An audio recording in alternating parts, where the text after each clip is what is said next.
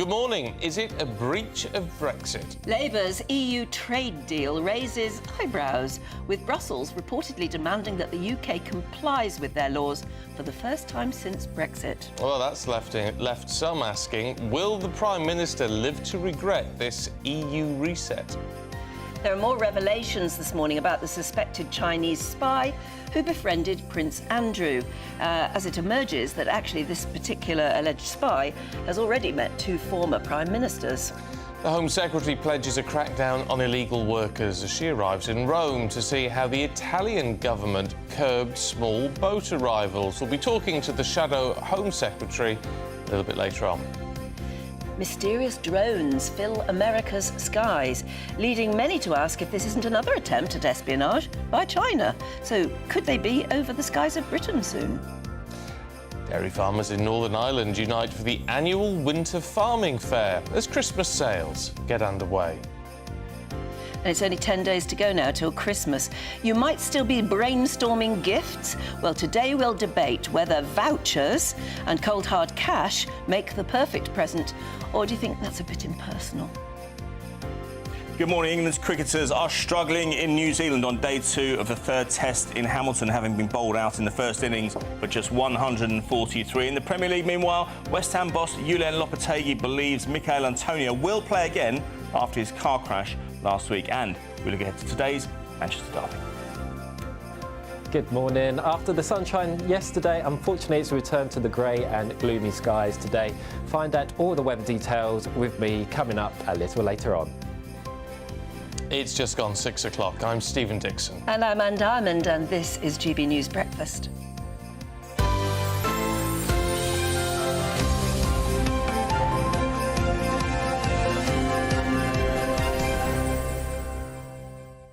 Do you fancy a fancy meal out? Yeah, it'd be nice. Since it's coming up to Christmas. Well, I would take you... fancy. Well, as fancy as you like. But what I wouldn't do is take you to a place called the London Steakhouse Company. That sounds all right. It was set up by partly by Marco Pierre White. Because as a matter of fact, if you want a steak, it costs you about 93 quid for a steak. Wow. But on top of that, they charge £1.50 a head for napkins and tablecloths. What? Yeah. Well, are you allowed to take them home at the end of the day? This is in the Sun. So £1.50 per diner, which covers the costs of table linens and napkins. I'd be saying I don't want a tablecloth. Take Well, it off. absolutely. I'll bring my own napkin, thank you very I don't know much. if I haven't heard of that before, though. Well, I'm not sure if it's the first time I've heard this. But, I mean, isn't that part of what you provide as a restaurateur? Well, they'll probably expect service on top of that as well, won't they? That's an astonishing thing to charge for. Yes. Isn't it? I know. It seems to me that everybody, airlines, and everybody, they're charging for every little extra that actually isn't an extra. It should be part of your experience. It'll cost you £3 if you want to use a knife. Well, no. It's ridiculous, isn't it? Crazy, Is it isn't Ryanair who it? charged to go to the toilet? No, they don't. No. They used to. No, but I think it was one of those things that was talked about. But no, it's not. And then it's thought, yes, it would be a bad move to discourage people. Cost £1 to spend a penny. Yeah, that's right. Yeah, I remember Harrods brought that in years and years ago, and it made newspaper front pages that Harrods were charging £1 to use the loo. But actually, it was, it meant that the loo experience was much nicer than the average. They did away with it at mainline train stations recently. Actually, for years it cost 10p. Yeah. Most of them. Victoria's been gone now for 3 or 4 years. Yeah. You ever been to one of those places where there's a lady sat next to the urinals, and you've got to sort of you're meant to put £1 on the tray on the way out?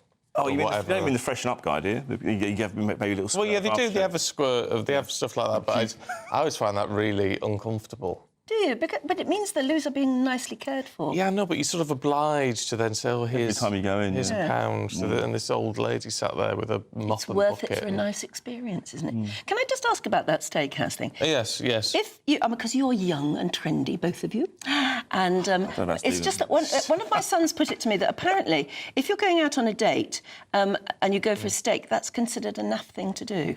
Going for a steak. It's not like going out for a meal, something special. A steak is considered naff amongst the young. Really? Well, I can't count myself as young, Anne. Well, you're a vegetarian as well, aren't you? Well, yes. Well, that's true. Yes, it would be a mistake for you, It wouldn't would be a mistake. But apparently, and I was saying to my son, but Why?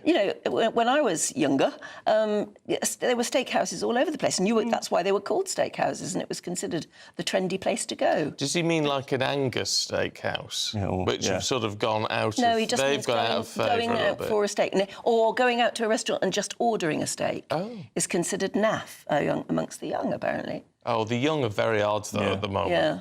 They want smashed avocado on everything. Yeah, I know. Smashed avocado on smashed avocado. Yeah. When I was young and on the dating scene, it was all you went to the pictures or you went to the pub or something like that. It was just like dead ordinary. Pictures, you can't speak. You can't, unless you want to interrupt the film. No, but you sit there, you have a cuddle up, don't you? You have a don't go cuddle. for the film, do you? No, you get on the back seat Get of the movies. I need conversation. I relied on conversation. Well, from your half, do they ever get a word in? No.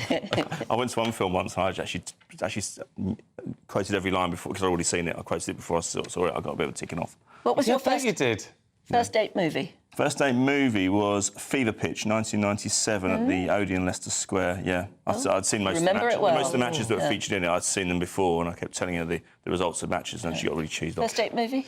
I think it was Cocktail, the Tom it's a good Cruise one. movie. Yeah. 89? Yeah. Something like that, yeah. Tom Cruise, yeah. It's a good movie. Lawrence of Arabia. Oh, Lord. Yeah, it was a long one. About the movie. Sorry. It's a Sunday morning, don't you dare.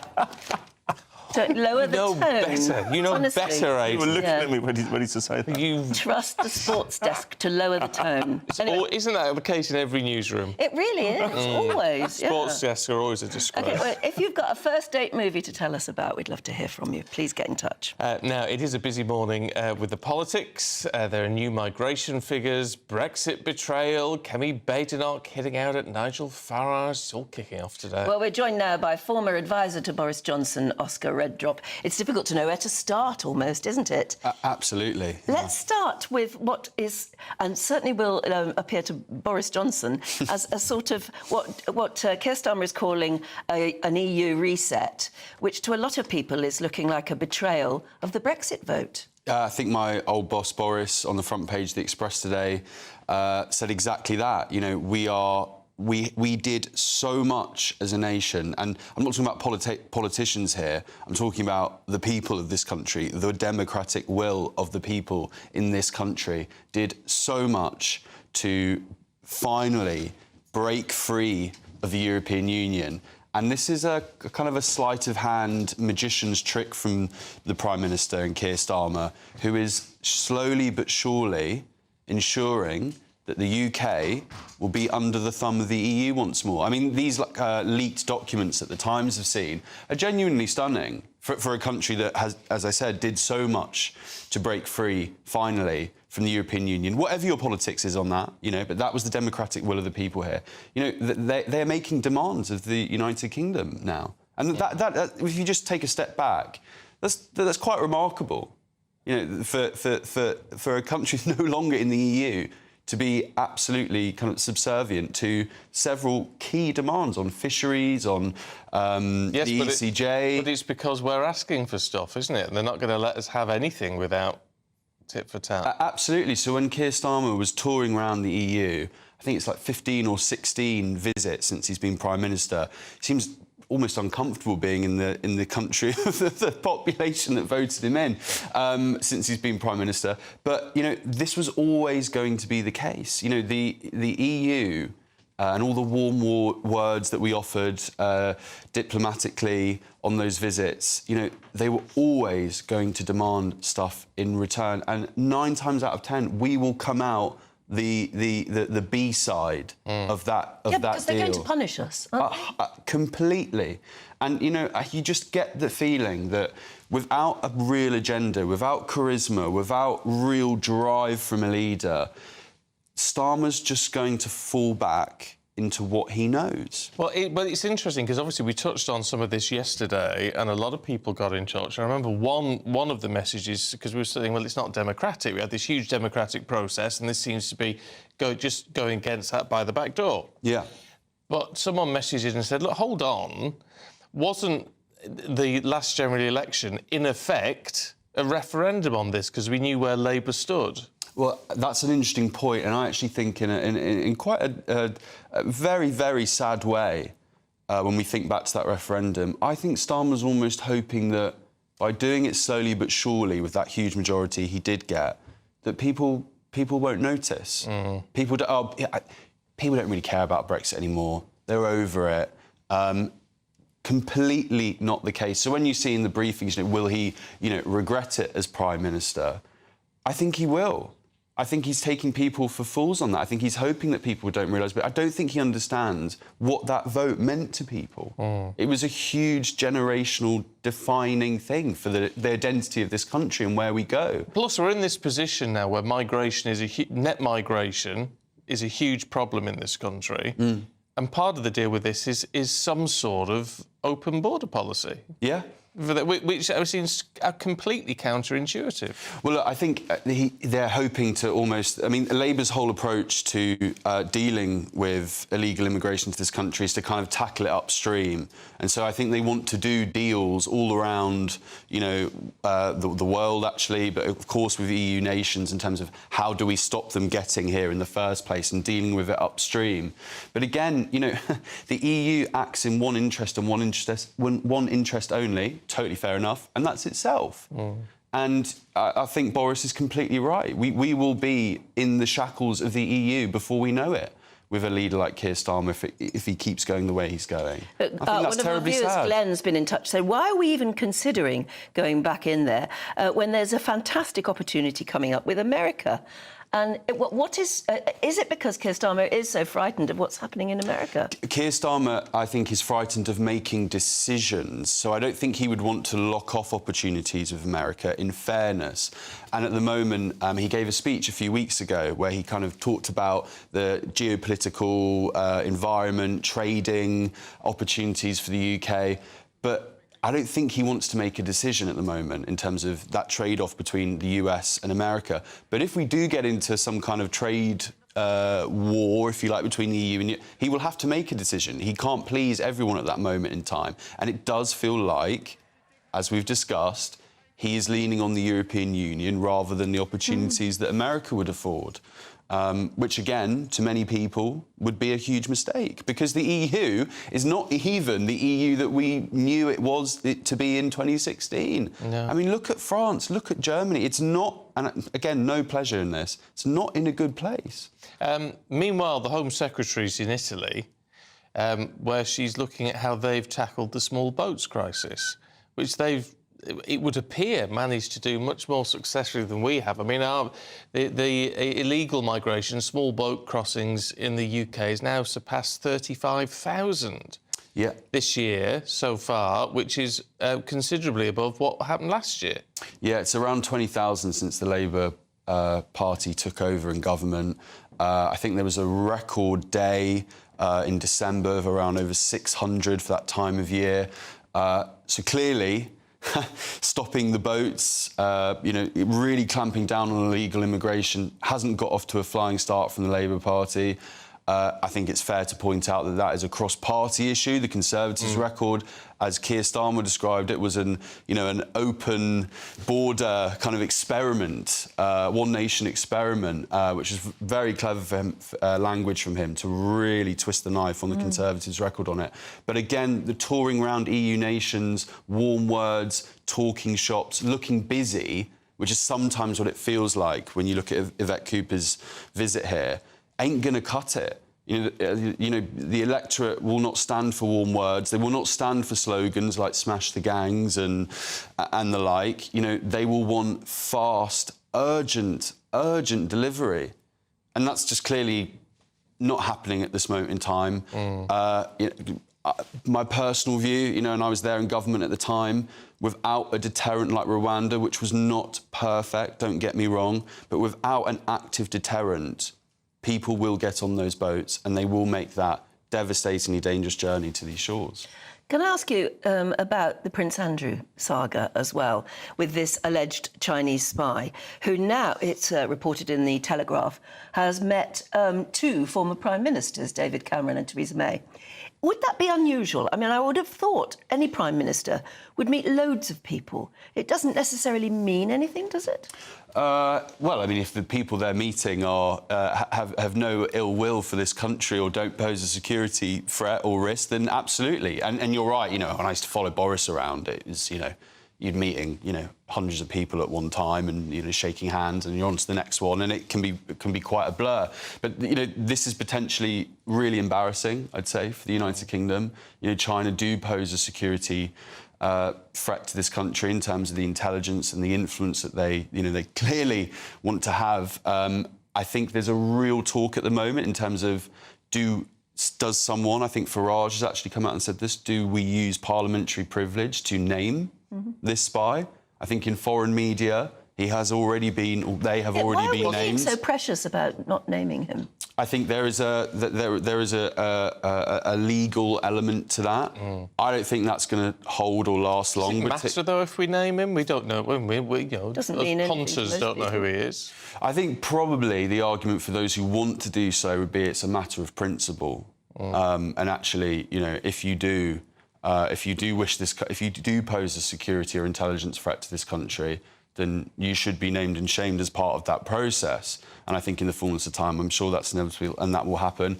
There are politicians like Ian Duncan-Smith and those China hawks, those people who are really, really front foot and aggressive on the threat posed by China, who I'm sure we will see really flame up over the next week or so. Because it feels like we see these stories every few weeks, every few months. And I'm not convinced we fully know what, well, you know, the public certainly don't. How, as to your point, you know, how damaging actually is it? You know, what actually is the substantive? What goes back to China? If he was already known to MI5 as a bit of a security threat and they were keeping an eye on him, then it is a bit of a scandal if he met two prime ministers at that time. Absolutely. But if there was never a suspicion there when he met those two prime ministers, then surely they have to meet people all the time. Yeah, they do. I can speak from experience. And you do sometimes think, oh, I've just kind of come into contact with, you know, 100 people in the space of an hour. You know, and you can't quite know who in each and every individual is, but it is hugely concerning. I think someone from Prince Andrew's team, interestingly, have come out and said, you know, this can't have been his fault. You know, how was he to know? And I've seen a lot of people talking about, you know, as unpalatable as it probably is for very obvious reasons. You know, does him being cast aside from the royal family? Is this a kind of, you know, if he doesn't have any protection or advice around him, then yeah, but stuff apparently like this he knew him more... from 2012. So it dates back so a lot longer, so that's a bit of a cop-out from his people. I'll tell you what I'm slightly sceptical about. Call me old-fashioned. The Sun and lots of the papers have got these pictures with the spy with the former Prime Ministers. But it looks like it's been photoshopped by an 8-year-old. It really does. Isn't that because they've cut out... They've cut out the background. Yes, yeah. There are people in the background, clearly, aren't there? But why has it been done so badly? It just makes it look extremely dodgy. It does. Yeah, it does. Well, I mean, look, it is dodgy. I mean, it is dodgy, and it is a concern. And we do need to get tighter on these things because they do happen, I'd say, almost periodically, every few months. But, I mean, if you're Prime Minister, if you're a minister or anyone like that, and you're meeting trade envoys from other countries, including China, including countries that we might consider that we're not that friendly with or a bit suspicious of, unless MI5 is doing its job properly, how do you know who you're meeting? Yeah, no, I have sympathy on those grounds. It's really interesting when you think about the politics as well, that Starmer, it was only a couple of weeks ago, met with Xi. And, you know, depending on, you know, how this story develops, it'll be interesting to see if, you know, any of the inroads that Starmer set out to make with China, you know, if any of those show any substantive results when more details around this come out. I suspect not. OK. Oscar, good to see you. Yeah, you too. As always. All this leads into our poll of the day today. We're asking if you trust the Home Secretary, Yvette Cooper, to get illegal migration under control, because, as we say, she's in Italy. She's looking at what happened there. We'll bring you the live results throughout the day. Final results in Nana's show later. So if you want to take part, go to gbnews.com/poll. So let's have a look now at 6:19 to some other news stories coming into the newsroom this morning. 8 people have been injured, including one in a critical condition after a double-decker bus hit a railway bridge on the outskirts of Glasgow. Footage shows the first bus wedged under the bridge on Cook Street, part of its roof torn off, shattered glass on the ground. 5 people have been killed in shootings in and around a migrant camp near Dunkirk. That's according to French media. 2 migrants and 2 security agents are amongst those who died. And a 22-year-old man is said to have handed himself in to a police station following those incidents.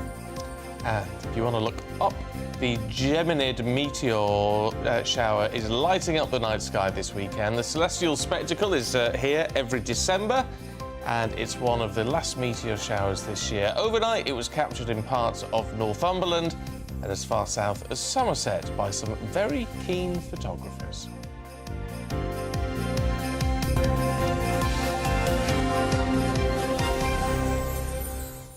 I didn't know about that. Or I'd have The Geminids. Yeah, I didn't. I'd forgotten about the Geminids. But it was a full moon this morning, was it? I was going to say, was it with you? But you know what I mean. Yeah. Did you manage to see it? I didn't notice that, no, to be honest. But isn't there something about a meteor shower is just magical? Oh, I don't know why. Isn't it? Yeah. It's just, that's what's the idea of these things just colliding with us. Yeah, rushing through the atmosphere and burning up, and producing that sort of shooting star effect. Brilliant. Absolutely fabulous. Right, if there were clear skies, that probably means it's a bit colder this morning. Let's get all the details from Craig Snell.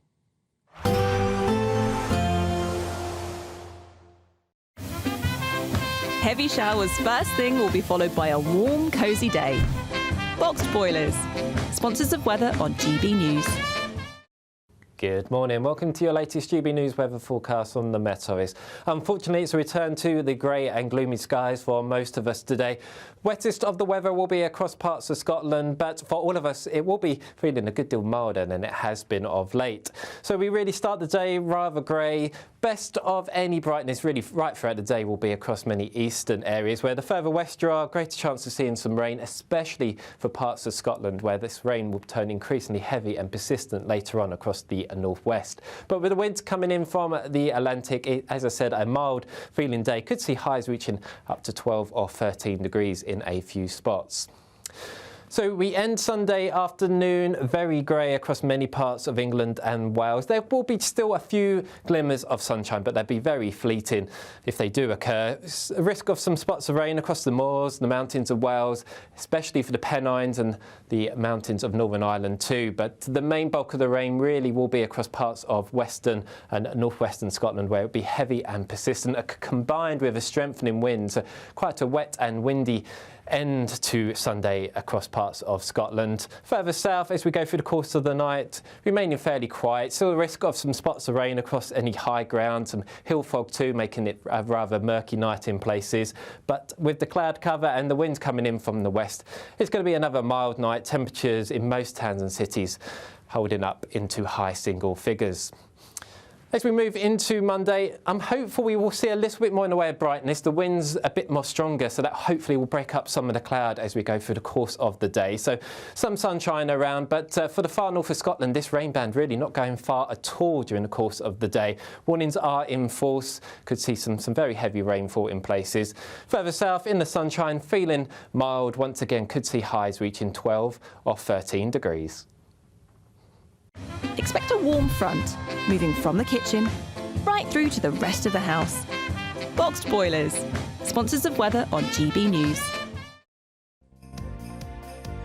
Sort of come for you. Northern Ireland's dairy farmers uniting amid the changes to the inheritance tax rules. We'll tell you more in a minute.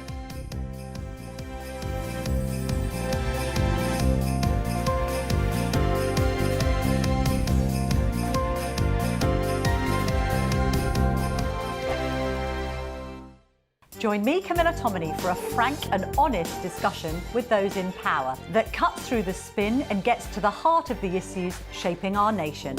You haven't confirmed that you want to stand as leader, but you haven't ruled it out either. This report basically says that he's not fit to stand trial. Is he indecisive? Incompetent? I deliver the dose of reality Westminster needs. That's the Camilla Tominey Show at 9:30 every Sunday on GB News, the People's Channel, Britain's news channel. Sunday with Michael Portillo from 11, only on GB News. Welcome back to Sunday with Michael Portillo. Well, drinkers have been warned about a drop in the quality of French wines after poor weather conditions hit this year's grape harvest. Winemakers across France will make 240 million fewer bottles of wine this year, the country's farming ministry said on Tuesday. So should we think of switching from French to English? I'm joined now by sommelier and founder of Inflorescence Wines, Jacinta Madison-Williams. Hello, Jacinta. Good morning. Nice to see you. First of all, let's just think about the poor French. We should. Has this been a fairly universal weather catastrophe for France? It has. A kind of across the board, we're about 22% down on last year's crops, which is quite significant. I think it's like one of the 4 years over the last century that have been this low. So. And it's affected both quality and quantity? I would say more so quantity. There's always ways of counteracting quality. It depends if people are desperate to make wine. They can obviously push out more watered down grapes. There's been a lot of rain, if you hadn't noticed. Not only in France, we felt it here too. But lots of frost, supercell hailstorms have completely wiped out some crops. So in some cases, there's nothing to make. In other cases, it's just really watered down grapes and you want to pick earlier to make sure you're avoiding all those rains. But I would say more so it's quantity. But saying that, France is still the biggest producer of wine in the world. It might be taken over by Spain this year, but as a consumer, don't panic. We're not going to run out of wine. And we obviously have lots of lovely wine growing here now in England. So whether we do make a little jump for a bit to English wine, but there's definitely still lots out there. GB News, the People's Channel. Join me, Nana Akwe, for an informative, interactive news programme with a difference. It's fun. No, you didn't say that, Dave. I'm so surprised. I think there's an element of truth to that. Join me from 3 p.m. every weekend, only on GB News, Britain's news channel. I'm Michael Portillo. This is GB News, the People's Channel, Britain's news channel.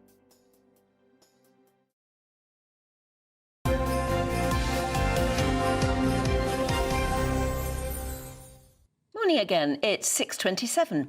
Now, one of the highlights of Northern Ireland's farming industry is the annual Royal Ulster Winter Fair. This year, there was only one topic on their minds, though, and that's Labour's inheritance tax levy on family farms. GB News' Northern Ireland reporter Dougie Beattie was there to find out from them what they thought. The agri-food sector is one of Northern Ireland's top industries. Throughout the year, it feeds over 6 million mouths across the UK. The Winter Fair is mainly aimed at the dairy sector, and the judging of cattle is a chance to look at the quality of the Irish herd. Even royalty gets involved. The Duke of Edinburgh was keen to talk to those from right across the sector. 15 years ago, there was almost 30,000 UK dairy farms. Now businesses that supply the sector are alarmed at the current number. In the last 6 years, I would say there was about 13,000, and I know now, more recently, in the last 12 months, that's gone down to about 8,000 dairy farms in the UK. The Winter Fair is so much more than another social gathering. It's a real chance for the industry to have a look at what's on offer, what they may invest in as they come towards the end of the financial year. And of course, that will have to be spread over 5 to 10 years. And with the inheritance tax looming over them, how much confidence is there in the sector? The one thing which is really troubling farmers more than anything else is, of course, this inheritance tax, which is hanging like an axe over many of their businesses. And that's the one thing. I mean, farmers are traditionally optimistic individuals. They want to farm, they want to produce food. But whenever they have this hanging over them and this lack of engagement that we're seeing from this Labour government in terms of getting involved with ourselves to discuss the issue, that's what's worrying them. My father, my grandfather, myself, my uncles all work for our boys to have a farm. If I die and they have to pay the inheritance tax, it'll take them 20 years to pay it. They'll then be old men, then maybe they'll die, and then their kids will have to pay it again, by which stage land prices will have gone up, so the bill will be higher. So it's a death tax that never ends. Ulster Farmers Union Vice President John McClelland says the stand against the inheritance tax will come from both rural and business communities. I mean, farmers are angry. There's no doubt about that. Farmers also recognise that this is a process and it is a battle. What I will say to you is we are not ruling anything out. This will take everybody. This will take everybody within the farming community, within the rural community, within the business community, because this is not just farmers who are going to be affected by this. This is all business coming together to send a very clear message that this just cannot stand. Dougie Beattie, GB News at the Winter Fair. There were some very fine-looking animals there, weren't there? Beautiful beasts. But this row over the inheritance tax thing goes on, and still it appears that nothing's happening, that the government isn't moving at all, in wanting to talk about it. Well, this is it. There's no transparency. And that gentleman, actually, in the middle of the package, put it very well. Yes, didn't he? When he said, well, it'll take my kids 20 years to pay it off, by which point they'll be dying and their kids will have even more to pay. And it's a death duty that goes on and on. It just would never end. It's a constant income stream. Because of the way farmers work, it's different from the rest of us. Yeah. They may look as though they're asset-rich, but that's their only business, yes. It just makes absolutely no sense at all. Oh, I'll tell you what doesn't make any sense, according to Gruff Chap this morning. He says, why do you always tell us about things we might have liked to have get off the sofa for and had a little peek at, like the meteor shower, the day after? It'll be up again. It'll be tonight as well. Yeah. It goes on for a few days, Yes, Mr. exactly. Chap. So all hope is not lost. No. I mean, I feel the same. Yeah. I didn't realise there was the meteor shower yesterday, so I would have been up and looking at it earlier this morning. But you'll get quite a few chances to see. Yeah, you can still have another look tonight. Don't you worry, Mr. Chap. All is in hand. So there you go. I was just looking to see if anyone else has said anything fabulous, but you've. Somebody's just very, very angry with Mr. Starmer at the moment, Sakir. But there you go. Right, we'll go through more reviews a little bit later on. Let's cheer you up, though, should we, with a whole wad of cash, because you could win £50,000 in tax-free cash in our latest Great British giveaway. Here's how you enter. Imagine getting the call to tell you that you've won £50,000 in tax-free cash, our biggest cash prize of the year.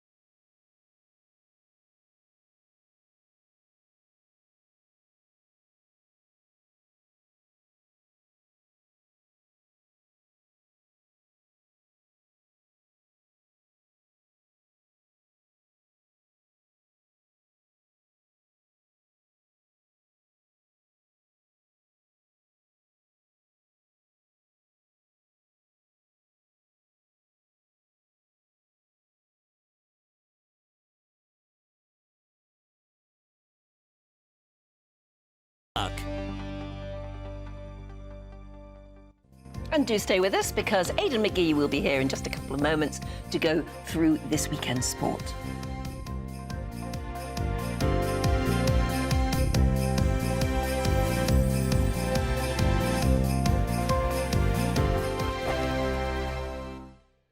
Every Saturday, 10 till 12, we'll bring you all of the news that you need to know. We'll also remind you that there is so much to smile about. It's my favourite time of the week. I get to relax, enjoy some light-hearted stories, and let Ellie teach me about fashion too. That's Saturday Morning Live, every Saturday, 10 till 12. Only on GB News, Britain's news channel. Sunday with Michael Portillo from 11, only on GB News. Dora Carrington is not known to lots of people, and very few pieces are in public collections. So you have had a great deal of work to do to put this exhibition together. Absolutely. It's been, next year, it will be 30 years since the last major exhibition of Carrington's work, which happened in 1995 at the Barbican Gallery.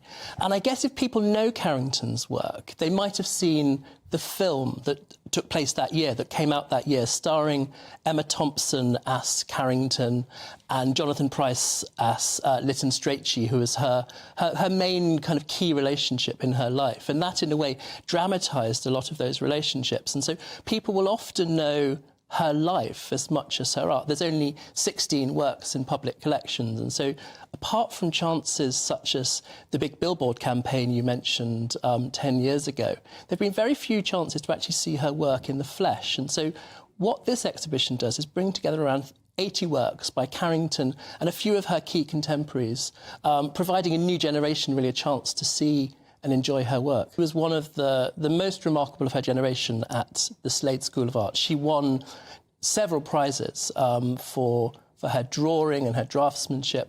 And in the first room of the exhibition, we have some of the work, for example, a couple of female nudes that she painted when she was at the Slade, and they really are kind of quite outstanding. One of the things that's been said is that in her landscapes, she's sometimes painting the human body as well as the landscape. Is that something that occurred to you? Can you stand up that? Yes, I mean, one of her most famous paintings we have of Spain has.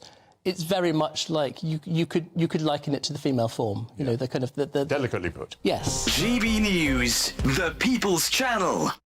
Hi there, I'm Michelle Dewberry, and I'm going to take a second to tell you all about my show, Dubes & Co. We start off with the issues of the day. We then bring in both sides of the arguments. We get rid of the disrespect, and then you throw me into the mix. And trust me, I'll tell it exactly how it is. And then, of course, the magic ingredient, you at home. We mix it all together, and what have we got? In my opinion, the best debate show in town. Monday to Friday, 6 till 7 on GB News, Britain's news channel. I'm Bev Turner. Thank you for joining us on GB News, the People's Channel, Britain's news channel.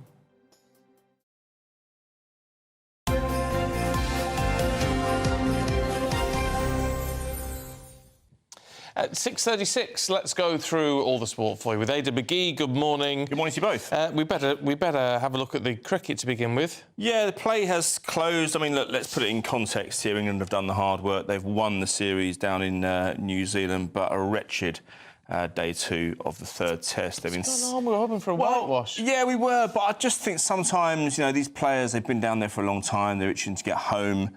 Maybe having done the hard work and broke the camel's back, if you like. Maybe they just think to themselves, look, you know, it's natural to take your foot off the gas, isn't it? But nonetheless, they were skittled out in the first innings of 143. New Zealand winning at the moment by in excess of 300. So they're 347 and 136 for 6. England at 143. You know, it's not, as I say, the achievement has already been accomplished. They've won an overseas tour down in New Zealand for the first time since 2008. So it's nothing to worry about. They kind of earned the right to chuck this one in. But nonetheless, it's not making good viewing for those who bothered to stay up into the middle of the night to see it. And there's a conclusion to come tomorrow as well, which I suspect will only prolong England's agony. Yeah. Yeah, the last 5 wickets went for 9 runs. I know. They just rattled through the. Come on. It's the tail end. It's the tail end. So the lower order tends to be the ones that don't bat particularly well. They bring other qualities to the squad. So although England had a real problem rattling through New Zealand's tail actually, but yeah, normally what happens is that the accomplished bowlers will just. The term is just go, you know, just sort of smash through the tail enders because they're not particularly good at batting. They're the ones who they're just kind of they're there in nominal fashion, if you like, and you just have to get rid of them as quickly as possible. It's the top order batters that are tough to remove. But nonetheless, as I say, let's not get too carried away. It's disappointing for those who stayed up, but England have done the hard yards already. Yeah. Mikel Antonio. I mean, we don't know quite what's happened to him with that dreadful crash last week, but the boss is saying he could play again. Yeah, I know. I mean, look, it's a lower limb fracture. We haven't really had an official update since last weekend, but I thought we should really sort of shine a light on it because we covered it in depth last weekend, didn't we? But his manager, Julen Lopetegui, has been speaking ahead of West Ham's trip to Bournemouth on Monday, tomorrow. And you have to bear in mind that it's broken English because his command of the English language isn't fantastic. But Lopetegui said the good news, he's talking about Antonio, of course, is that he has time. He's now feeling strong. He's recovered, and he's recovered, and he should be available in the next month. And it's going to be in the next month. Available? Available for when I say available, not available to play. But I think the translation means that he's going to be able to... Up and about. Up and about, yeah. I mean, we did hear some stories... Well, I was going to say that is such good news in a way, because there were some horrible rumours going around that he was so very seriously injured. Yeah, he's going to be ready. He said he's going to be ready to be a player, but I don't think that means next month. I mean, I think, see, the thing is, when I was in front of these managers and I knew their English wasn't fantastic, I'd try and make it apparent in the text. Yeah. See exactly what he says, because this guy, he's managed England before. He did manage Wolves, but his command of the language isn't perfect. I think he knows what he wants to say.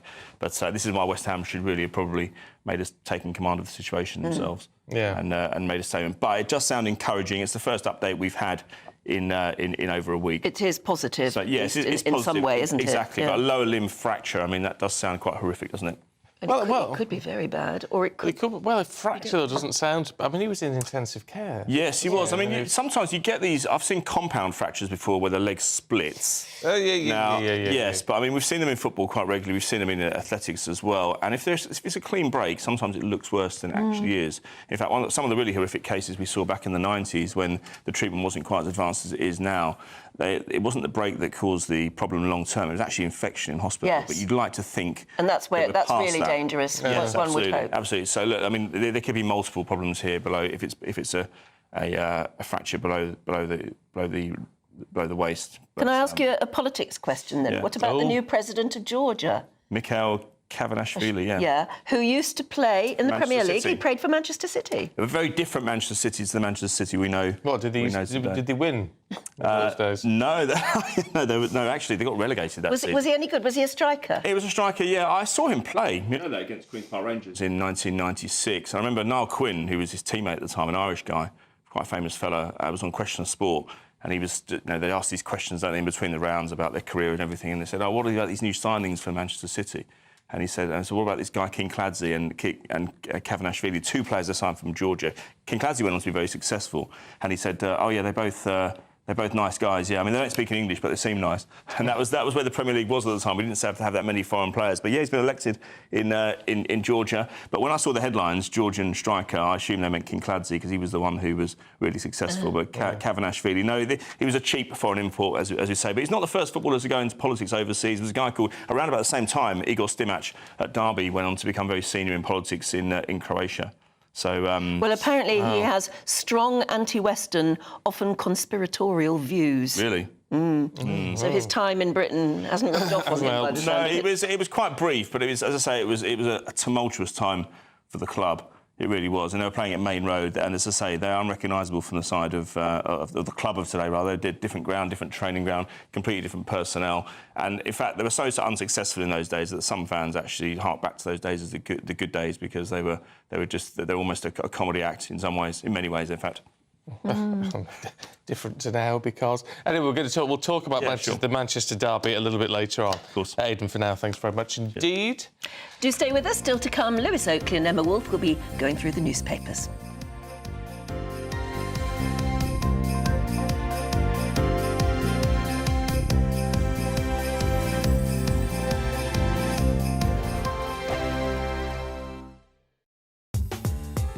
I'm Christopher Hope. From pop stars to politicians, I'll interview anybody in a pub who's got a political opinion. Join me every Friday on Spotify, Apple Podcasts, YouTube or gbnews.com, or wherever you get your podcasts.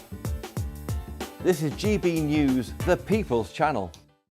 Nana Queer, weekends from 3 p.m. Today I am joined by documentary maker Daniel Wing, who is still trying to find out who murdered his mother 30 years on. He's also created a documentary called Who Murdered You, Mum? Daniel, can you just tell us the story of what happened to your mother, what you know? So when I was 1 year old in 1992, my mum Tina was murdered.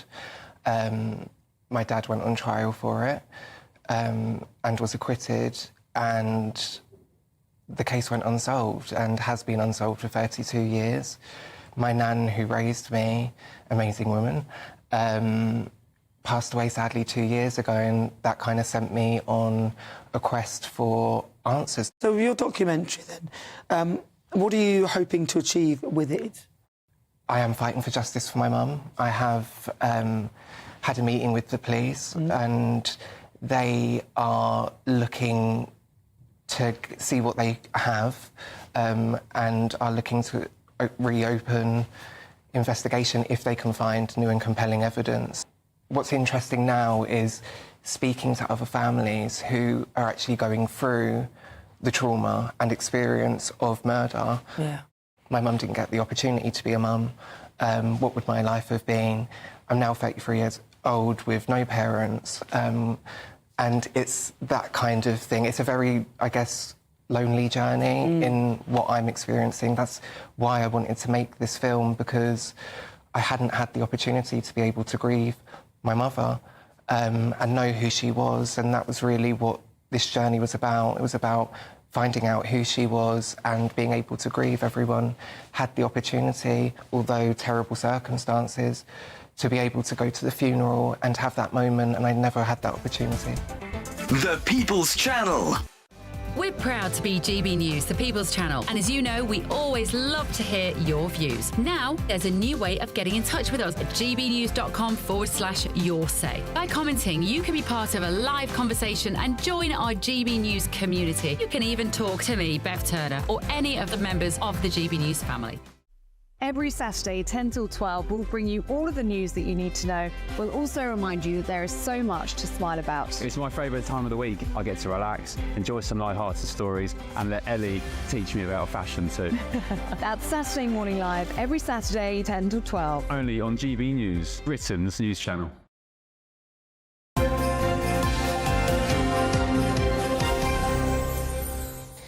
Morning, it's 6:46. Let's have a look at the front pages for you. And the Sunday Times has Prince Andrew's alleged Chinese spy connection. As it's revealed, the man in question has met two former prime ministers. The Sunday Telegraph takes a different angle on the story. As it's reported, a Foreign Office interpreter has now been linked to a global network pushing the Chinese Communist Party agenda. The Prime Minister has been accused of forming an EU surrender squad, according to the Mail on Sunday. And reacting to just that, Boris Johnson says the government must be stopped from shackling, that's the word, the nation to Brussels. That's the front of the Sunday Express, which is interesting because Boris writes for the Mail, usually, doesn't he? Yes. Good point. On the Observer, Labour's been accused of laying the groundwork for a generation of poor quality housework. Housework? Or housing.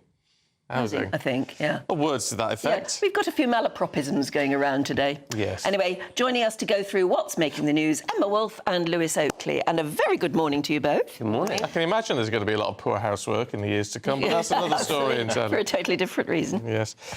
Mail on Sunday, Emma. The EU surrender squad. I do love this phrase, the surrender squad. Yeah, so this is apparently there's 100 civil servants being assembled to run negotiations. What are we negotiating? Run negotiations with Brussels. So insiders are claiming the purpose of these guys, this surrender squad, elite tactical forces, is to basically negate the historic 2016 vote to, as you say, reshackle us to this EU superstate.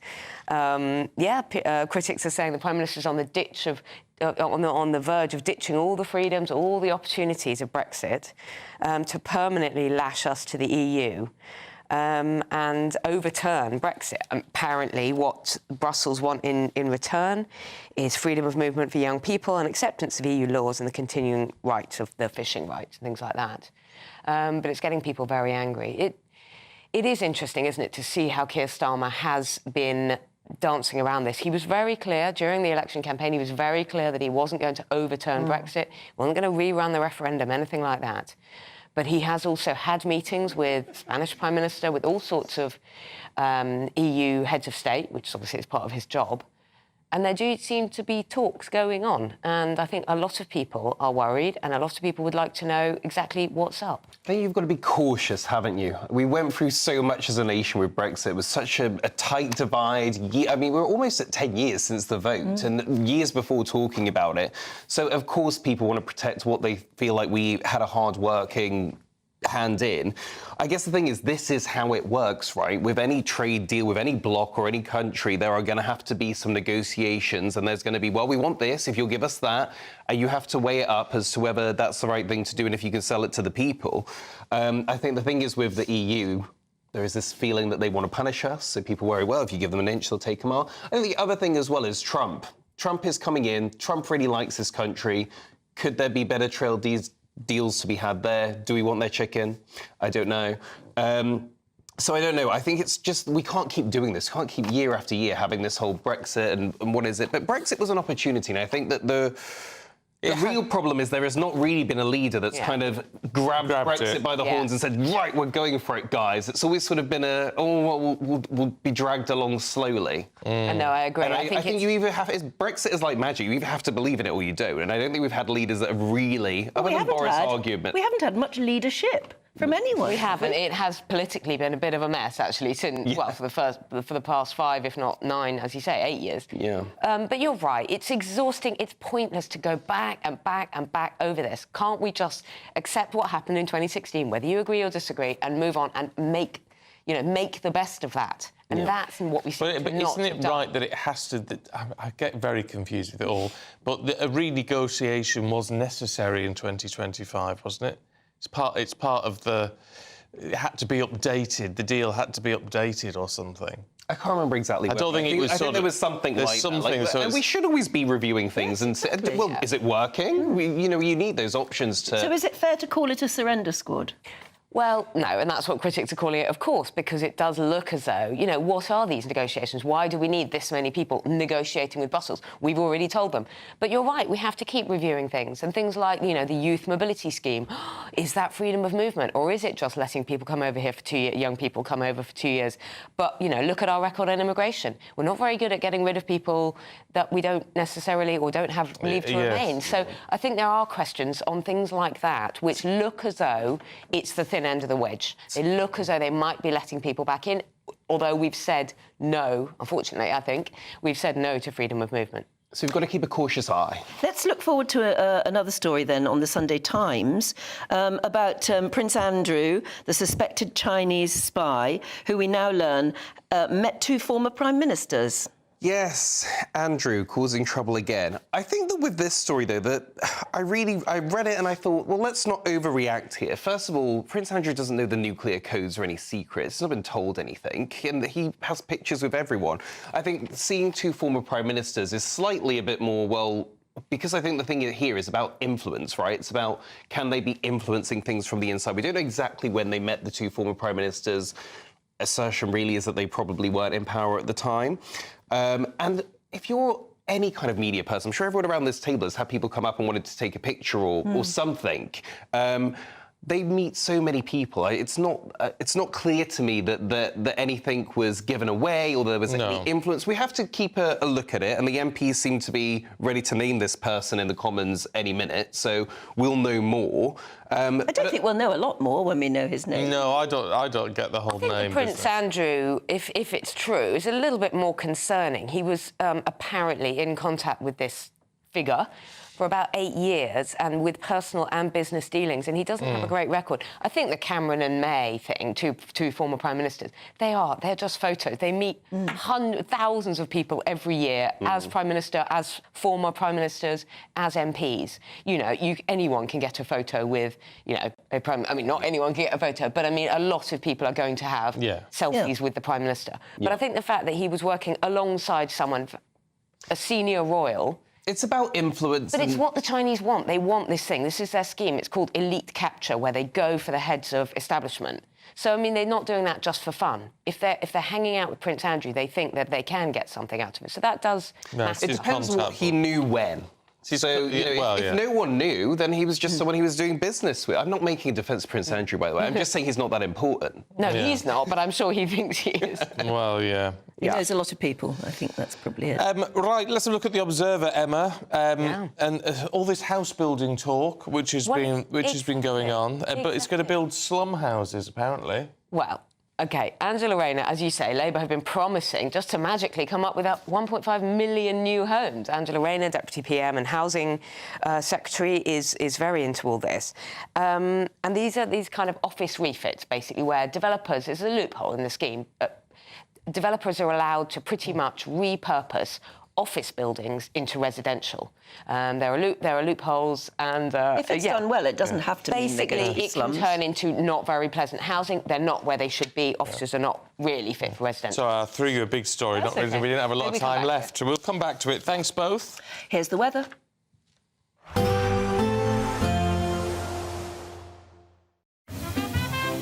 Heavy showers first thing will be followed by a warm, cosy day. Boxed boilers, sponsors of weather on GB News. Good morning. Welcome to your latest GB News weather forecast on the Met Office. Unfortunately, it's a return to the grey and gloomy skies for most of us today. Wettest of the weather will be across parts of Scotland, but for all of us, it will be feeling a good deal milder than it has been of late.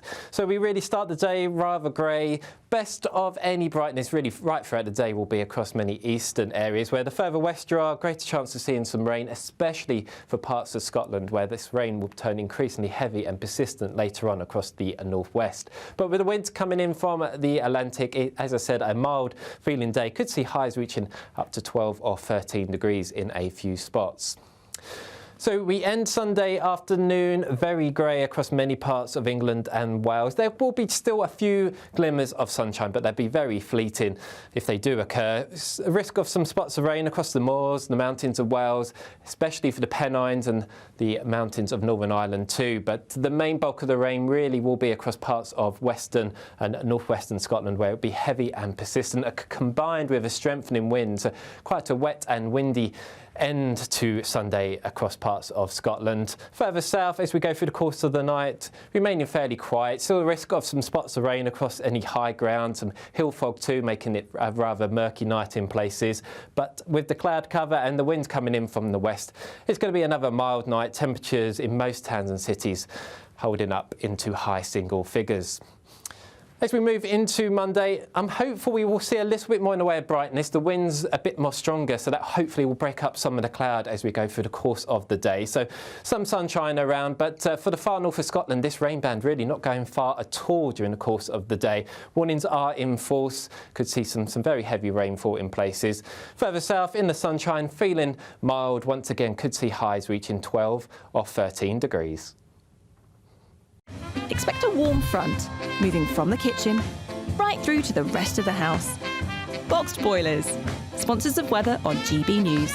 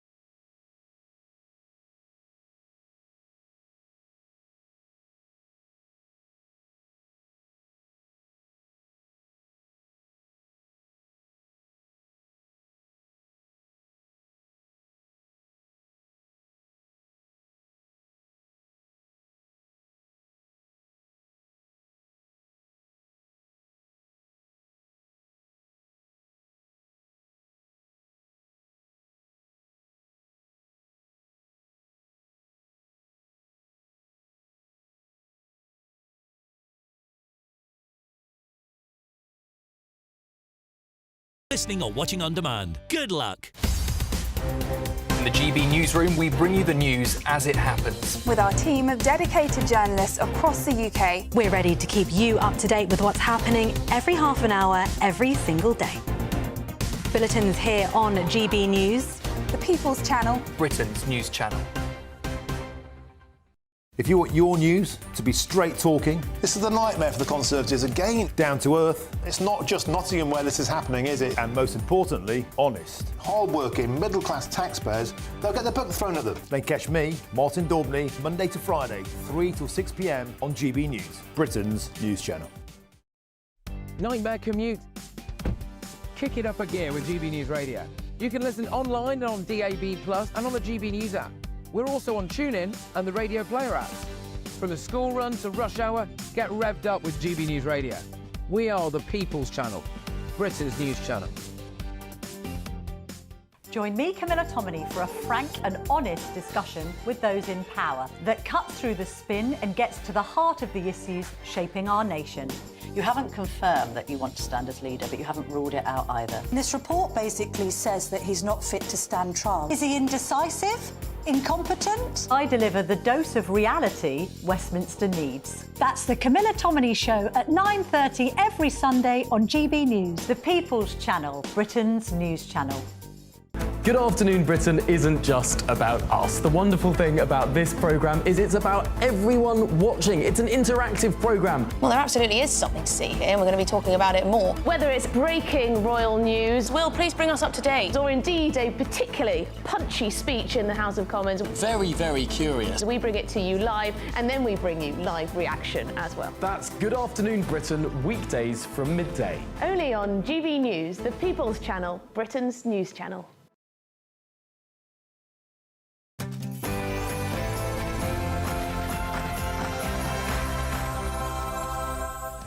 Good morning to you. The Home Secretary pledges a crackdown on illegal workers as she arrives in Rome to see how the Italians do it, as curbing their small boat arrivals.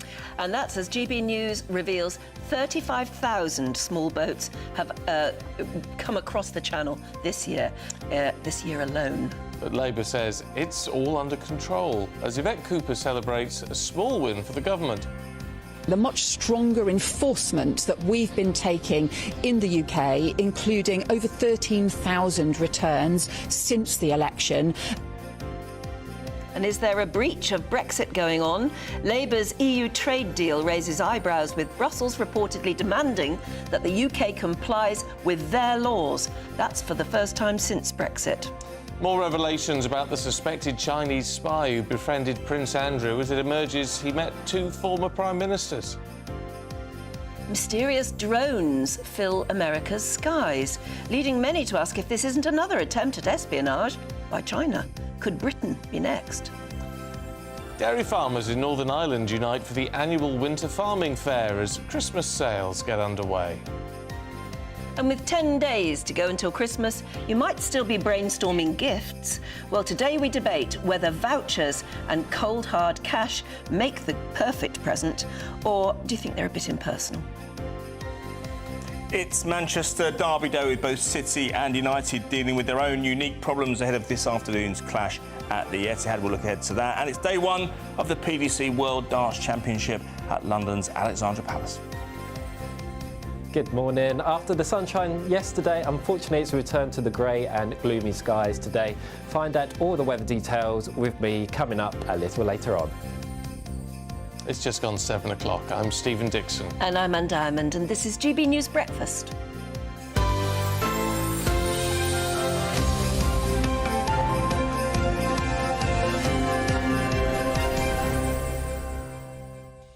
I've got a serious question for you this morning. Oh. It's personal. It's personal. OK. Because Paul Ferguson's been in touch. Morning, Paul. He says, tell me if I'm wrong, is Stephen becoming a grumpy old man? He seems to be over the last few weeks.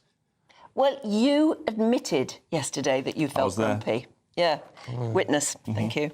Did I? Yeah. Now, why are you becoming a bit grumpy? I don't know. But do I... what was said? Tell us what was said. You see, I'm not grumpy. I'm not a grumpy person. No, he's not. But I don't want to be coming across as grumpy. What's up But you with said yesterday, you said you felt grumpy. I was a bit irritable.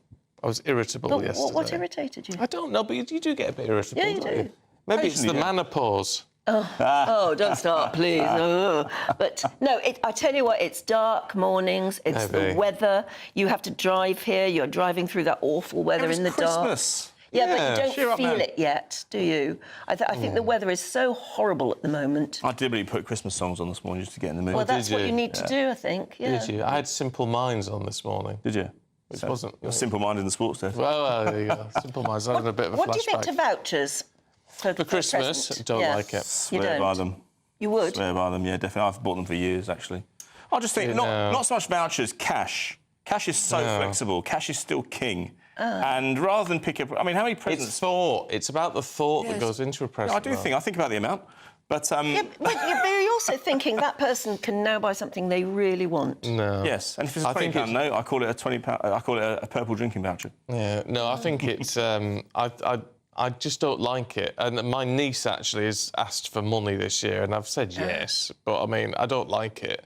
And also, that means they know how much you're spending. Yeah, but... so it's like... anyway, they don't do, they? yeah, they'll know anyway. Don't you? If you get a nice present, don't you often look it up and see how much it was? Yeah, all the time. Oh, yes. All the time, of course. I don't know. But I seriously thought, Amazon, just get an Amazon voucher, then they can get what the heck they want. That's true. Have it delivered, just like that. This is true, but I knew a couple a few years ago, and they've been together years, but I don't think they pooled their money.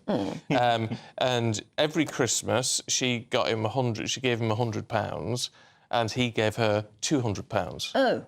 Every Christmas, that was a deal. So basically, So basically, he got nothing, and she got £100. Yeah, that's a bit daft. I got you a voucher for your 50th. You weren't moaning then. Yeah, but it was a voucher for a specific thing. Don't tell me it was a cologne or a men's fragrance. Yes, it was, yeah. Yeah, they talk about this in the mornings. Yeah, it was, but it was for a specific product. Yeah, okay. And so that was, so it showed thought. Yeah, I hope you can go home and say, oh, he's got me that again. But why didn't you get the product? Why did you get the voucher? Well, because you've got to pay for the whole product. Yeah, it was very expensive. So it was a contribution towards it. Yeah. But that was very nice, and I thought that was very thoughtful. Yeah. But it's all about the thought. It's the thought that counts for me. It's what I like. It's like people say, what do you want for Christmas? I don't know. It'd just be like a tiny little thing, just as long as there's thought in it. Yeah, I've got a son who says, I say, what do you want for Christmas? I'm out of ideas. And he says, surprise me. Yeah. You think, oh, no, that's a terrible burden to have to surprise somebody. I said that in a bar once. My mate came back with this ridiculous cocktail.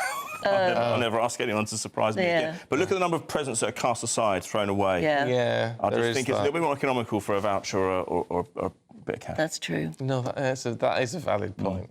But I don't want to get to the point where Christmas is just about giving each other a bit of money. And no, but you say Christmas is about getting together and it is, and board games and just talking and everything. So it's not about the present. It's not about the book. So just a little voucher here or there would just give you a nice $5 in a balloon or something. Yeah. No, but that's why I think just a little thoughtful gift, whether it's a little key ring or a pair of socks or anything thoughtful like that. I always like a packet of hankies. Oh, I know, absolutely. I think that's the one time of year you can give them and they're useful. They're really useful. Yeah.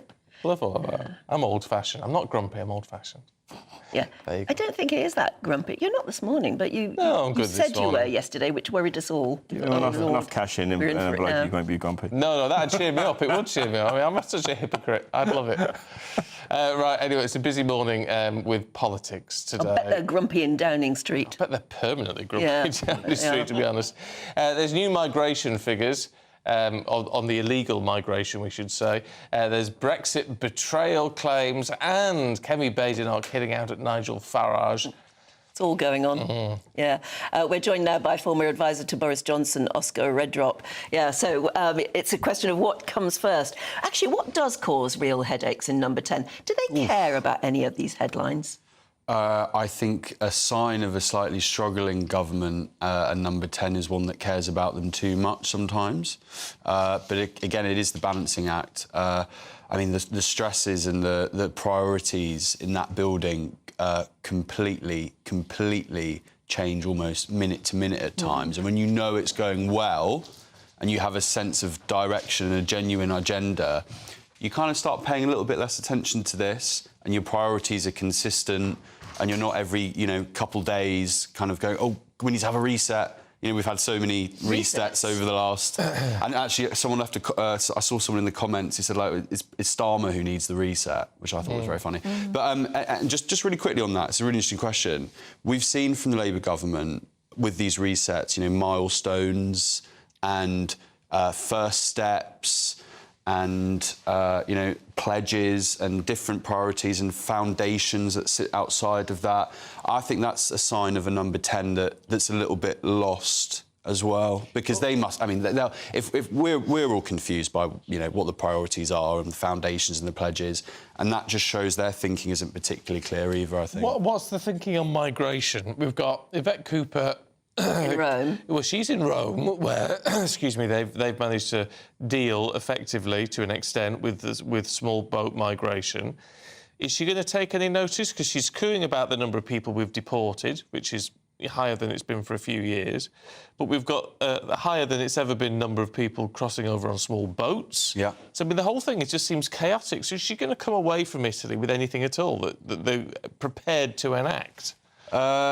I'd be pretty surprised if that was the case. I think that the stuff you referenced on illegal working, I think that is a win. It's nowhere near where we need to be when we see the record numbers coming in. I think it's 20,000 since the Labour government have been in power. The Conservatives' record wasn't great either. So this isn't me being, particularly party political.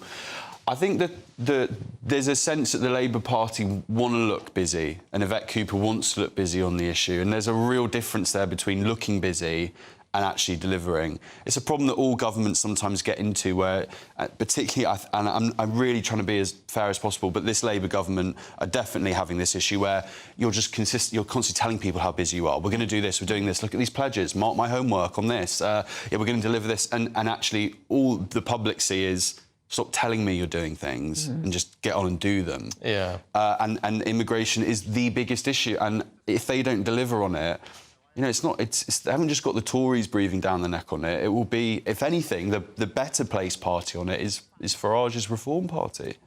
They will be rubbing their hands and licking their lips if Labour don't deliver on this. Yes, any misstep they make on immigration is going to be a major plus point for reform. Absolutely, and it's really important when we look at, other stories like, Starmer, resetting talks with the relationship with the EU, and, slowly that kind of mission creep of us, having, rejoining the EU in lots of different little ways. With immigration, you sometimes get the sense they don't understand why illegal immigration is important to people in this country. It's like something that they know they have to kind of get a handle of, from an electoral perspective. But you get the sense that it doesn't always come through the Labour Party. But why don't they see it? Why don't they see that? Of all parties, they're the Labour Party. They're meant to be of the people, of the ordinary people, if you like. Why don't they see that people are upset if their local hotels have been totally taken over for illegal migrants, if the community is changing because of that? Why don't they see it? I think Starmer, I think the Labour Party and Keir Starmer are uncomfortable tackling the cultural kind of shift that happens with mass immigration into a country. That doesn't sit well with them. I think he likes talking about it from... And it's very much the smash the gangs, that slogan that we hear. It's kind of with his old kind of his old public head of prosecutions hat on. He takes that kind of legal route, but I don't think he understands what it means to communities for them to change very quickly. I don't think he understands that pressure. Yeah. What about the impression you get with a lot of this is that people want to tinker around the edges without actually offending anybody. And I've said this to loads of people over the last few weeks. What impact is it going to have when Trump is in power?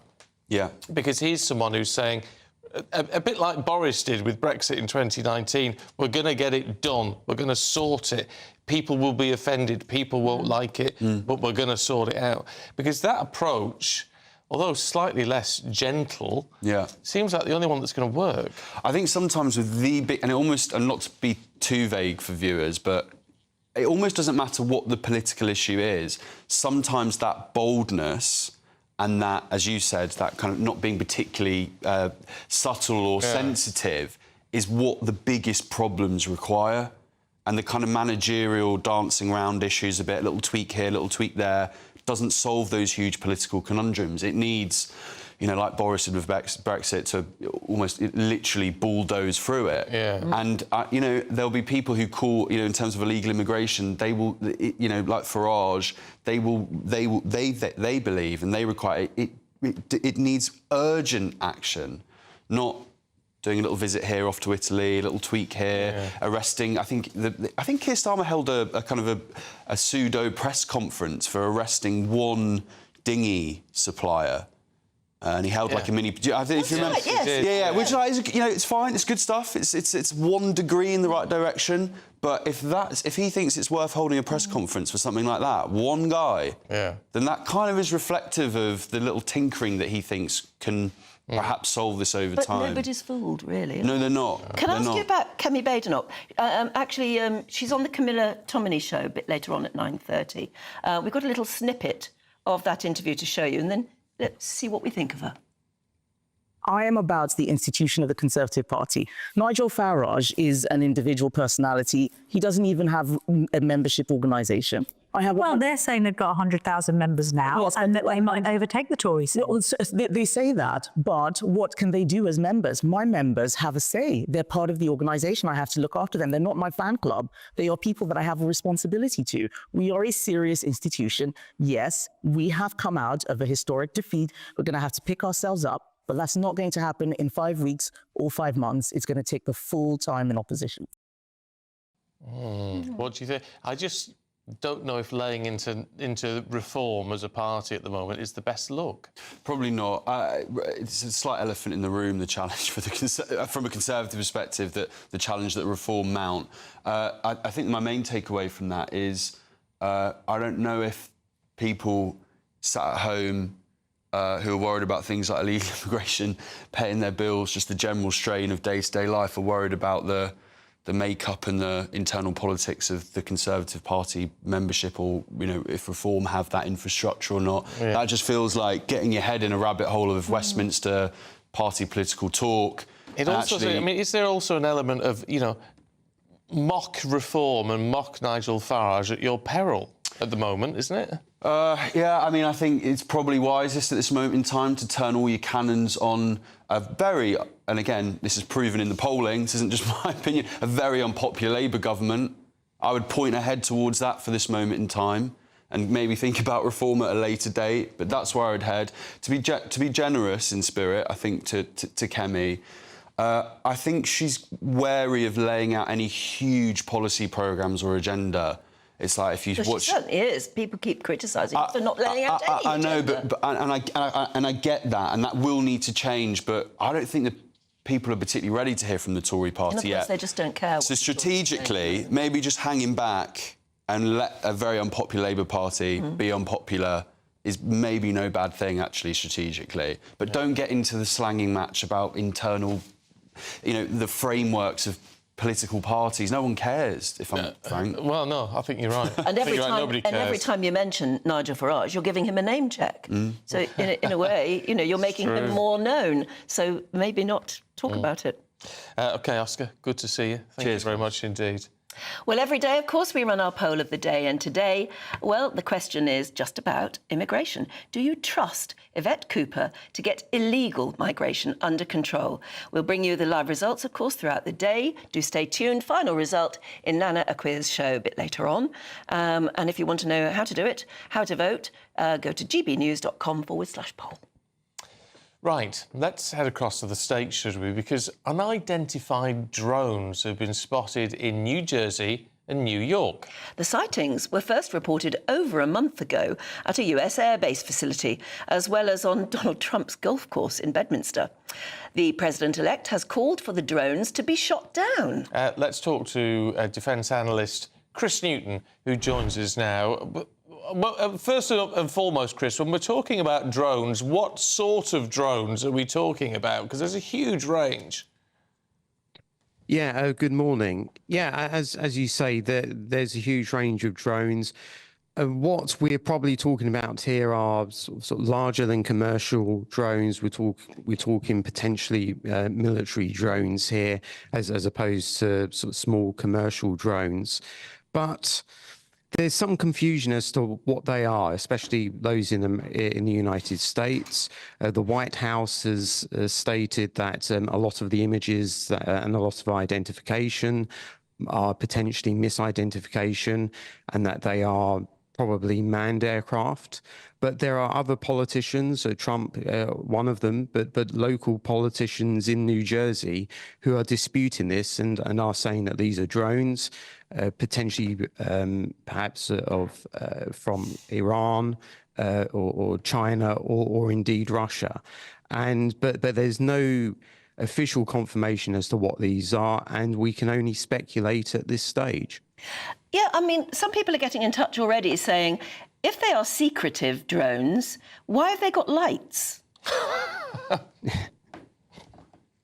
Well, that is to do with the technology on board of the drone and the various sensors that they use and the various means of navigation. But essentially, what I think what they mean by secretive is the sense that they've potentially got stealth technology. They're flying or potentially being used in a way to potentially evade defensive systems.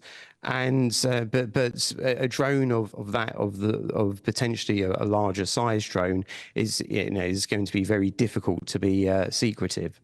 Yeah, I mean, I'm slightly sceptical about this idea of it all being China and what have you, only on the basis that, I mean, proper spy drones, which they could use, I mean, they sort of fly at 40,000 feet or something, don't they? So they wouldn't even be visible to the naked eye.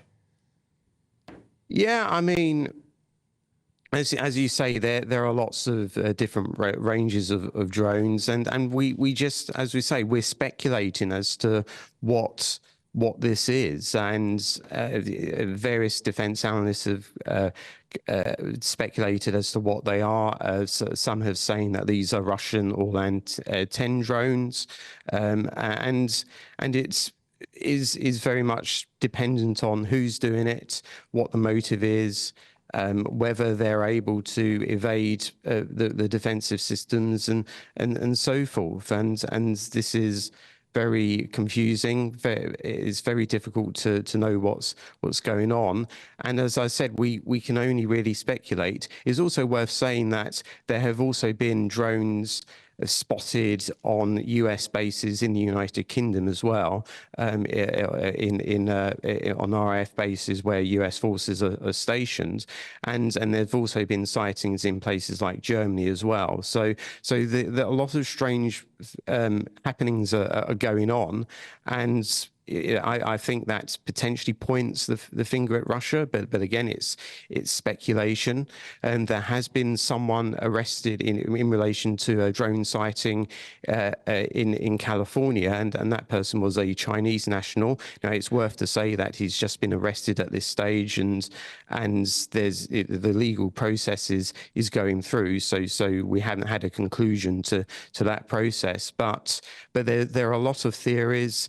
And until we have official confirmation as to what this is, we can only speculate. Well, isn't Donald Trump right then to say if we don't find out who they are, who's sending them, what they are, if they're not identifying themselves officially, why not shoot them down? I think the reason for the authorities to shoot them down is because if they're flying over areas where there's residents and where there's people living, then living in the areas, then of course you've got if you shoot them down, then you've got the risk to life, property, and so forth. So it's probably best just to let the drone pass through and not cause that potential risk, and that I think is the policy there. Yeah, well, I can see the sense in it. I'd send a stinger up and just blow it to oblivion. Me too, absolutely. It's got no right to be there if it doesn't identify itself. Chris, really good to talk to you. Thanks very much indeed. I mean, it is a worry, but yeah. I don't understand why they would send that sort of low-level drone across when you say you could have something at 40, 50,000 feet that you never know was there. Don't understand it at all. I don't understand what appears to be. Maybe it isn't, but it appears to be the complacency of, for instance, the US government. They're just saying, oh, there's no evidence that they're malevolent. But that's not good enough. Well, we should know what they are. Anything over a military base is a concern. It is a concern. I was happy. I'm with Donald Trump on that one. Oh, well, yeah. Shoot them down if they don't identify themselves. Yeah. But I do agree you've got to be careful how you do it. Blast them out the sky. Right, let's have a look at the weather for you. Here's Craig.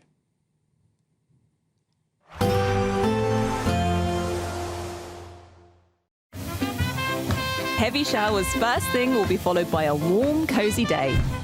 Boxed boilers, sponsors of weather on GB News. Good morning. Welcome to your latest GB News weather forecast on the Met Office. Unfortunately, it's a return to the grey and gloomy skies for most of us today. Wettest of the weather will be across parts of Scotland, but for all of us, it will be feeling a good deal milder than it has been of late. So we really start the day rather grey. Best of any brightness really right throughout the day will be across many eastern areas, where the further west you are, greater chance of seeing some rain, especially for parts of Scotland, where this rain will turn increasingly heavy and persistent later on across the northwest. But with the winds coming in from the Atlantic, as I said, a mild feeling day. Could see highs reaching up to 12 or 13 degrees in a few spots. So we end Sunday afternoon very grey across many parts of England and Wales. There will be still a few glimmers of sunshine, but they'll be very fleeting if they do occur. A risk of some spots of rain across the moors, the mountains of Wales, especially for the Pennines and the mountains of Northern Ireland too. But the main bulk of the rain really will be across parts of western and northwestern Scotland, where it will be heavy and persistent, combined with a strengthening wind. So quite a wet and windy end to Sunday across parts of Scotland. Further south, as we go through the course of the night, remaining fairly quiet. Still a risk of some spots of rain across any high ground, some hill fog too, making it a rather murky night in places. But with the cloud cover and the winds coming in from the west, it's going to be another mild night. Temperatures in most towns and cities holding up into high single figures.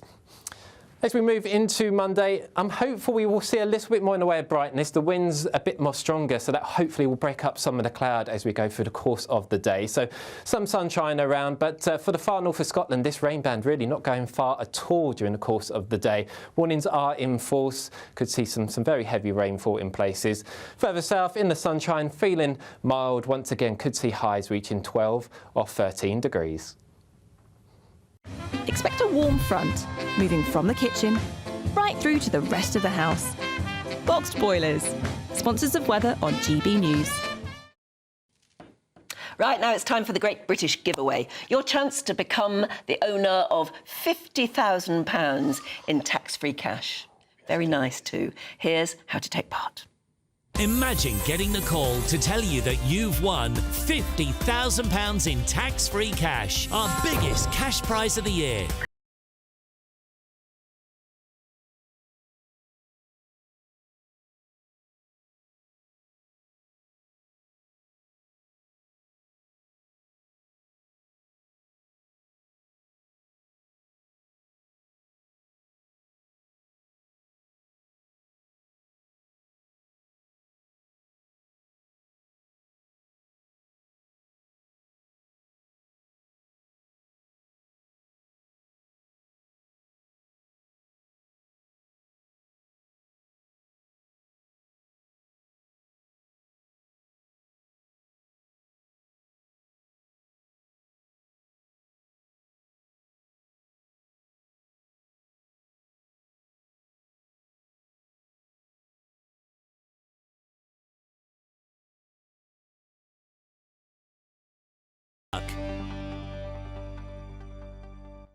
Yeah, best of luck to you. Now, what do you want for Christmas? Deck has been in touch and says, all I want is a GB News mug. Well, you can have one. But what about vouchers or cash as a Christmas present? What do you make of it? Is it a good idea or not putting the effort in? We're debating that next.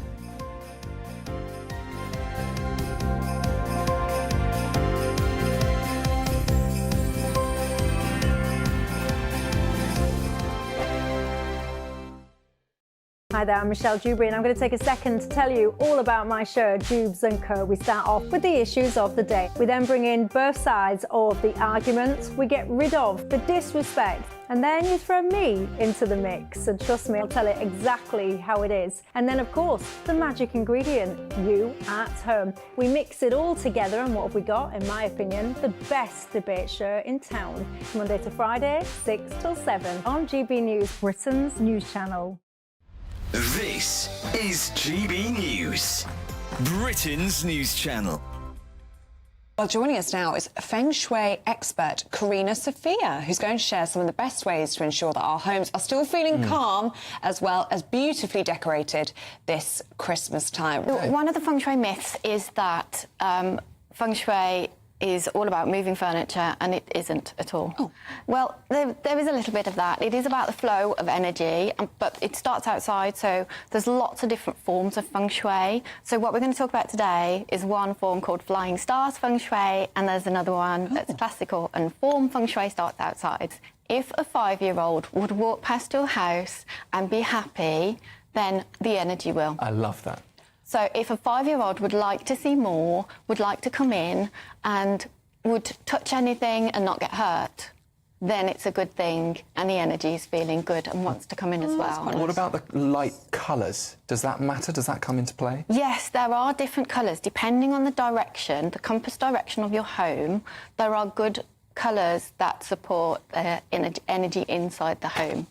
So if your home is facing north, for instance, then it would be sitting south, and the inherent energy of the south is fire. So you want to have red or green, which is wood, that fuels the fire, and that supports the inside of the home. Now, I just painted my door red a couple of days ago, and then I got this opportunity, so don't underestimate it. You want to decorate your tree with whatever you want to manifest. Whatever it is that you want to bring into your life. So this speaks for itself. It says joy. Oh. And it has a little bell I on like it. that idea. I can get on board with this. So you decorate your tree with things you'd like to see in your life. Yes. Okay. So we're going to put some joy. That would be nice. GB News, the People's Channel.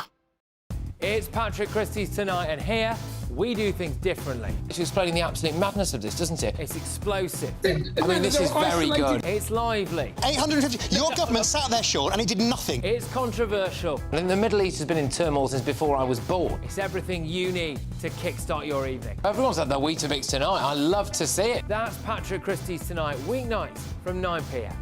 Only on GB News, the People's Channel, Britain's news channel.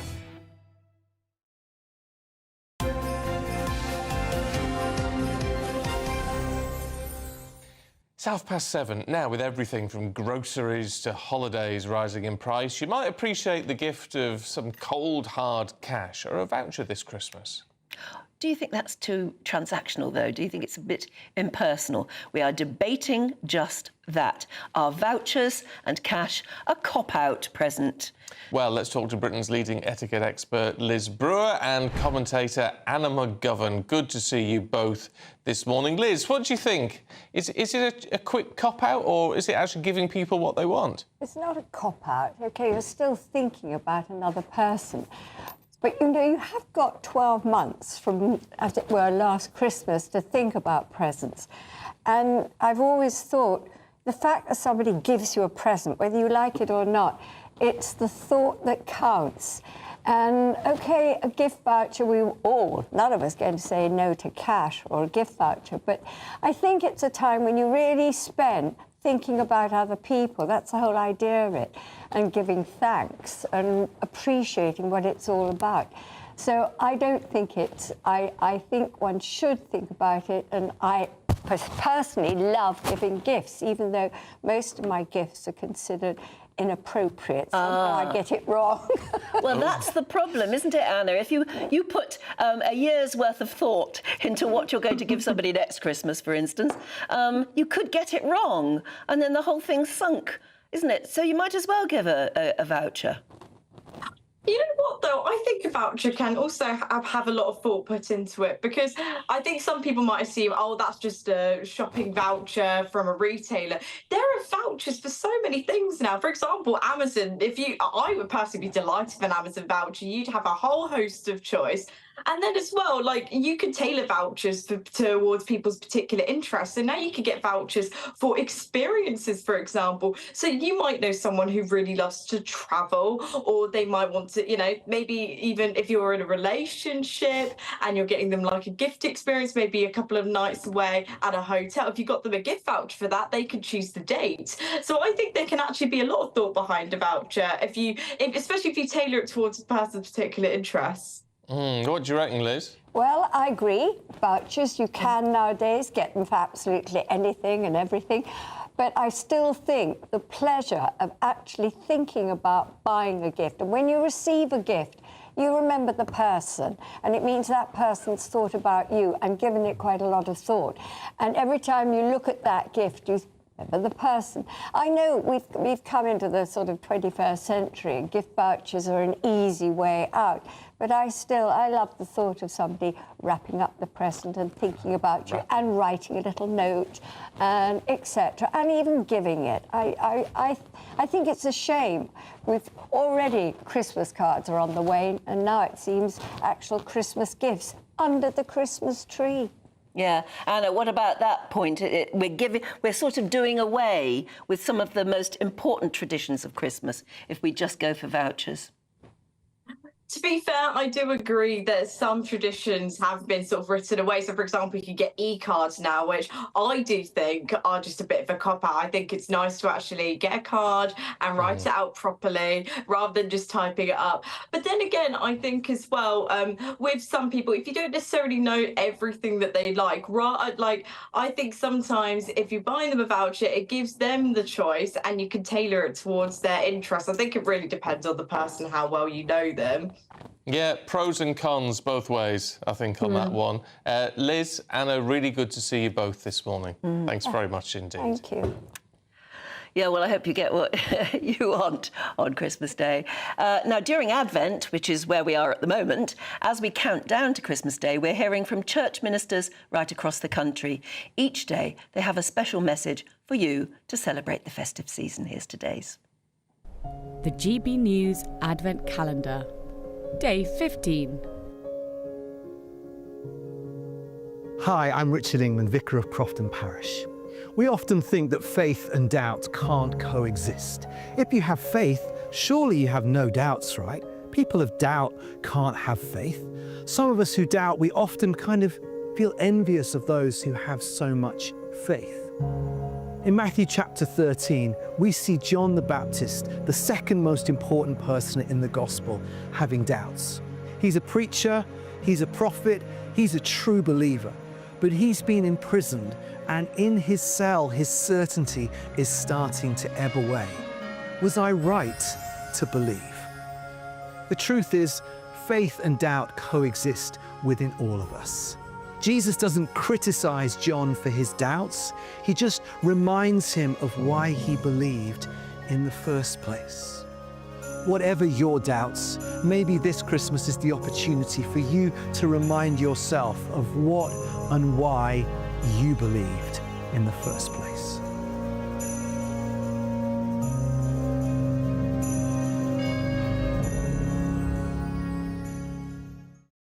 Oh, very good. And you can see all of our special Advent messages as Christmas approaches by visiting gbnews.com/Advent. I just think they're so poignant, those. Great is the mystery of faith, as they say. Right, Aidan's going to have all the sport for you in just a minute. It's Patrick Christie's tonight, and here we do things differently. It's explaining the absolute madness of this, doesn't it? It's explosive. I mean, this is very good. It's lively. 850. Your government sat there, Sean, and it did nothing. It's controversial. And the Middle East has been in turmoil since before I was born. It's everything you need to kickstart your evening. Everyone's had their Weetabix tonight. I love to see it. That's Patrick Christie's tonight, weeknights from 9 p.m. Only on GB News, the People's Channel, Britain's news channel. Join me, Camilla Tominey, for a frank and honest discussion with those in power that cuts through the spin and gets to the heart of the issues shaping our nation. You haven't confirmed that you want to stand as leader, but you haven't ruled it out either. This report basically says that he's not fit to stand trial. Is he indecisive?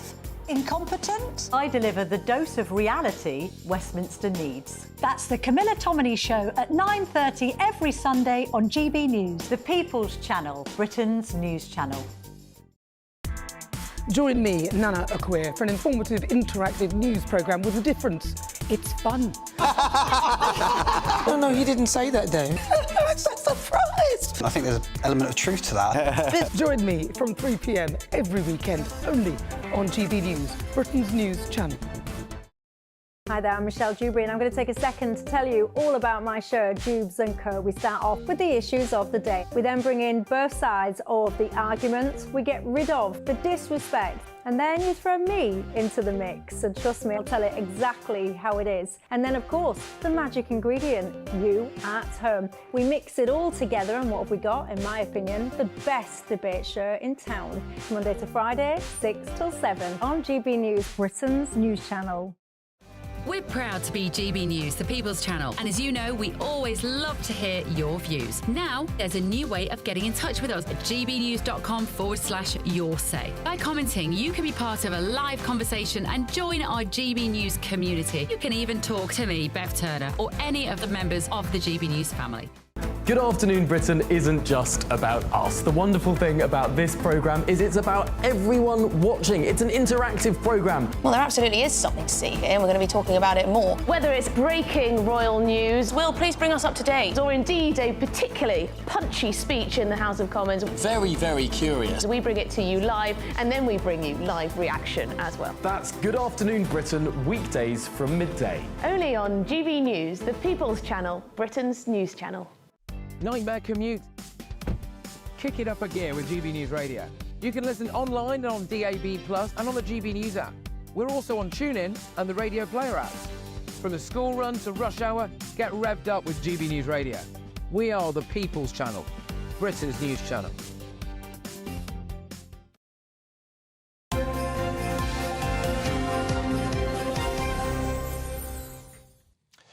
Should we have a look at the sport? 7:39, Agents here, morning. Good morning to you both.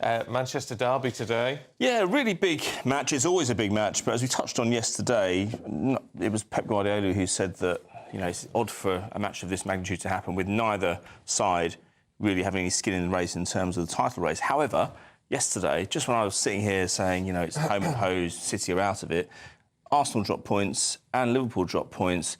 City win today, suddenly the damage or the deficit doesn't look quite so bad, and there is a long, long way to go, including a very busy Christmas period where you can easily make up distance. Yeah. Of course, Arsenal and Liverpool aren't going to be losing loads of points, but if anyone's going to be primed to take that position, it's going to be Manchester City, you would think. Ruben Amorim was saying before the game that he'd like to have Manchester City's problems. He'd like to be able to look back on 6 Premier League titles out of the last 7, a squad that's brimming with elite talent and one that's probably not far off its top form, but he's got a real rebuilding job to be done there. But also it's a free hit for Amorim as well. It's his first Manchester United match in a derby. He's going away from home. They're not expected to win. They'll never get a better chance to beat Manchester City. They've won one of the last 10 matches, of course. And if they can strike a blow today, that's going to be a huge blow. What time is that? That's 4:30 today. What else is on today? We've got, let me see, Chelsea against Brentford, which is a local West London derby. We've got Brighton against Crystal Palace. A very peculiar derby, that one, because that's South London against South Coast, but they hate each other.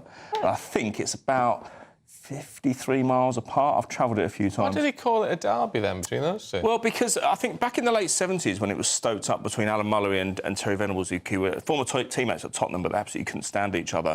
They were in the 3rd division, and they kind of went toe-to-toe many times. Actually, if you travel from South London, from Crystal Palace down to Brighton, it is one straight road. It's actually quite easy to get to via train. I've been to a few of them at both Selhurst Park and at the Amex, and they are fiercely contested matches. But you do get these peculiar derbies around the country. Norwich and Ipswich, some people say that's a bit of an odd one because that's 48 miles apart. Yeah. But it's still East Anglia. There's still clubs of similar sort of magnitude, and you get these odd ones where the geography doesn't really come into it. It's just two teams just hate each other for whatever reason, and that's it. But it's the tribalism in football that keeps it interesting, and that's how we sell tickets, and that's how TV broadcasting rights are worth so much. And Southampton v Tottenham. Yeah, Southampton v Tottenham. Tottenham need a result, really, because there's been a trend at the moment of managers hanging their players out to dry. We saw it yesterday with Gary O'Neill. He just came out swinging, criticising his players.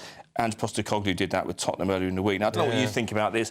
I remember as a kid watching football, it was actually quite common for a manager, particularly someone like Fergie, well, he didn't do it that much, but I mean, there was some major managers who made a habit of digging out the players in public at the end of matches. And the players just put up with it. That was just how it was. You thought you have a bad game, your manager criticises you sometimes, or next week you might have a decent game. Yeah, nowadays it's frowned upon to do that, and it's endemic of a manager who knows he's going to lose his job, and that's certainly the case with Gary O'Neill. I think he'll lose his job this week. And Postecoglou, I don't think it's that far away. I think too many more performances like the one in midweek at Rangers, and I think they might be done for. But it's amazing how society's moved on, isn't it? These players, the modern era of the modern player doesn't seem to be able to withstand public criticism. They don't like to be told off. No, they don't. But then the club's argument would be, look, if you criticise a player, it damages the reputation. It also damages their value as an asset. Because who wants to sign a player who's got a bad attitude? Who wants to sign a player who ignores instructions or is a bad egg in the dressing room? It's just it always comes back to money at the end of the day. Let's just finish off just quickly on a bit of the World Darts Championship, because Luke Humphries, who's defending, of course, he's going in second favourite behind Luke Littler, who he beat. He is. In the final last year, look, we mentioned darts yesterday, how big it's getting, 83% rise in ticket demand. I've never seen really one young person have that much of an impact on an entire sport before. But, we're underway at 7 o'clock tonight. Luke Humphries up against... he's not actually worked out who his opponents are yet, because there's two players have to play each other. But Kim Huybrechts against Keen Barry is a decent one. Those are two players who might fancy their chances behind Humphries and Littler. I do think the winner is going to come between those two. And who knows? I think it's scheduled to be at the Ali Pali next year, but I think the days of seeing the World Darts Championship at the Ali Pali are numbered, because I think it's going to go to a bigger venue. And we even mentioned yesterday, didn't we, that it could be an open-air venue.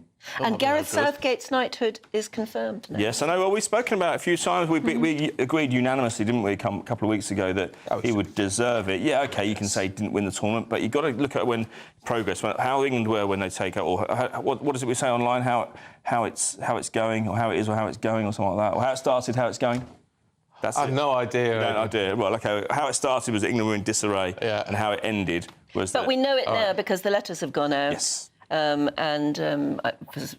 It's leaked from somewhere anyway. He's definitely got to. He says he might step away from football altogether and do something different. Well, good on him. do. You never know. Right, Aidan, thanks very much indeed.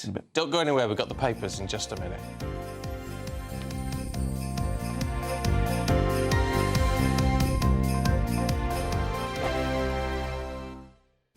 This is Britain's Newsroom, where your voice matters. It's just astonishing. With expert analysis and honest opinion, we don't just keep you informed. We bring you unique perspectives you won't see anywhere else. Can't argue with any of that. When the news happens, it happens here. On Britain's Newsroom, weekdays from 9:30 a.m. Only on GB News.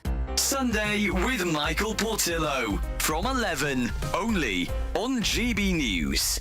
My next guest knew George Carman rather intimately. Indeed, he immediately asked her for her hand in marriage when they first met. Karen Phillips knew Carman from 1986 and was a close friend until his death in 2001. Karen has used court transcripts and personal documents to construct her new book, Get Carman. There it is. And here you are. Karen, thank you very much indeed. So you knew him very well, and actually he began to write a little bit of an autobiography just in the weeks before his death. And from those pages, I was struck by the amount of uncertainty that there was about the man. This man who was so confident in court, who charmed juries so famously, but in some ways felt that he was an actor, in some ways felt that he was fighting back nerves and uncertainties. Is that true? I think he was quite worried about every case. It was much more that he was concerned for the client. He always wanted to do his best. He worked so hard to win a case, not really for his personal satisfaction, but because he didn't want to let people down. His success rate was extraordinary, and, you know, I'll choose my words carefully here, but shall we say that many people were surprised at the time that Jeremy Thorpe was found not guilty. It was astonishing in the case of Jonathan Aitken, for example, that the principal charge against him, which was that he'd been corrupt in arms dealings, I don't think that was ever actually reached during the court. It seems even more surprising today that people who were employed by Mohammed Fayed were believed in the case of Neil Hamilton. Do you know what I'm saying? I mean, his results are extraordinary. GB News, the People's Channel. If you want your news to be straight talking... This is a nightmare for the Conservatives again. Down to earth. It's not just Nottingham where this is happening, is it? And most importantly, honest. Hard-working, middle-class taxpayers, they'll get their book thrown at them. Then catch me, Martin Daubney, Monday to Friday, 3 till 6 p.m. on GB News, Britain's news channel. Join me, Nana Akwe, for an informative, interactive news programme with a difference. It's fun. No, he didn't say that, though. I'm so surprised. I think there's an element of truth to that. Join me from 3 p.m. every weekend, only on GB News, Britain's news channel.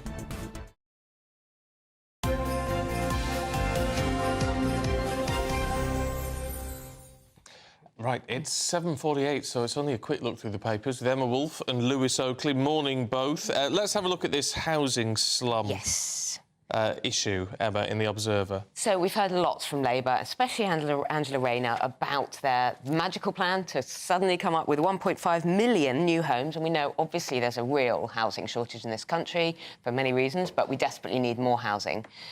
But there is a proviso that allows developers to basically do office refits where they can repurpose, offices, sometimes on industrial estates, sometimes on business parks, but they can take office buildings, often tower blocks, and just convert them into homes. It's a sort of loophole in the planning system. It's not Labour's fault, but Labour were very clear during the election campaign that they would be opposing that scheme and they would be sort of doing something about it and overturning it. It now turns out that Labour are doing nothing about it, and actually many of these offices, if you think about an office on an industrial estate, say, that is designed for people to often to drive to do their work at an office and leave. Often have a canteen on site, whatever.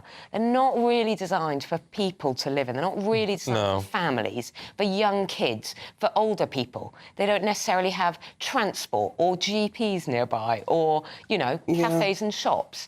So really, this is quite poor. Also, sorry, and then I'll stop, there's sort of concerns about poor ventilation, concerns about access to, as I say, outdoor space. So there's a lot of questions being raised now about Labour's commitment and how this could slide into a generation of slum housing.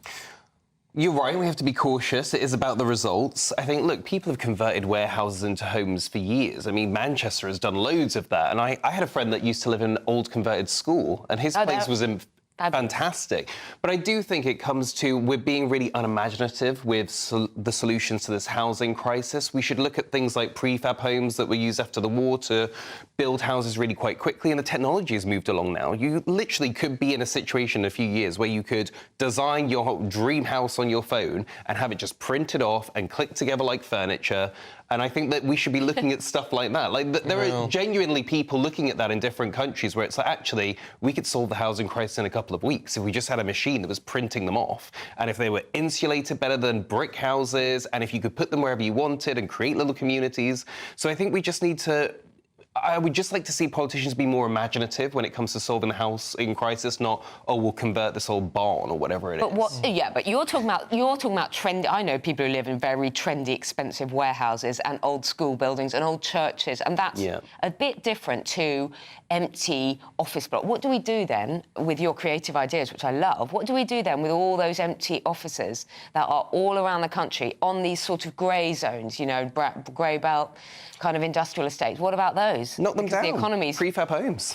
Knock them down. Well, there's a lot of issues, aren't there? Where does all that go? Well, Lewis is in an aggressive mood because he wants to knock those down and he wants to shoot down the drones. Yes, these drones. So this is a really odd story. Now, usually when there's a story from America, we've seen lights in the sky, you think, oh, come on. But actually, when the officials started coming out in the last week with these mayors saying, look, we don't know what is over our skies. We need to be given the power to do something about this. And obviously now, because there is a void of information, there's a lot of speculation. Is it foreign actors? I don't personally, and I've read a lot on this, I don't think it is. I think it's more likely to either be their military is trialling stuff, or it is a push to get more regulation of drones. Because actually, a lot of these mayors came out and said, look, we don't have the power to take these things down. Why do we not have the power to even track them? We need to be given more power to take them, because they can't just shoot into the sky. That's dangerous, because the bullets will come down somewhere and so will the drone. So actually, I do think there is a bit, and we've had this in this country as well. Do you remember a few years ago there was an airport that was... it was Gatwick, wasn't it? Gatwick, no one could stop these drones. So I do think, actually, we do need to look at what power local authorities have over drones and to be able to take them down, especially, heaven forbid, we've got an inauguration coming up, we have these big events where, we can control what's on the ground, but if we can't control what's in the sky, and if the technology has moved quicker than the legislation, I am actually not opposed to giving local authorities more power to deal with these things. Because this has been going on for a month now, and they can't even trace them. No, it's very odd. Very odd. In the Sunday Times, Emma, we need to stock up on the chocolate. Well, now's the time of year to do it. Yeah, well, no, I mean, prices have been soaring. I hadn't realised. I mean, there's never a bad reason to stock up on chocolate. That's always a good thing. But prices, OK, per pack of Ferrero Rocher, 3 little Ferrero Rocher. Oh, right. Last year, £1. This year, £1.65. Wow. A pack of Prestat, which are lovely sort of luxury end truffles, Prestat, £17 last year. £32 this year. So chocolate prices are almost doubling, and it's because there was a massive shortage in Ghana and Côte d'Ivoire. They had terrible flooding. All the cocoa beans were sort of flooded out. Then they had droughts.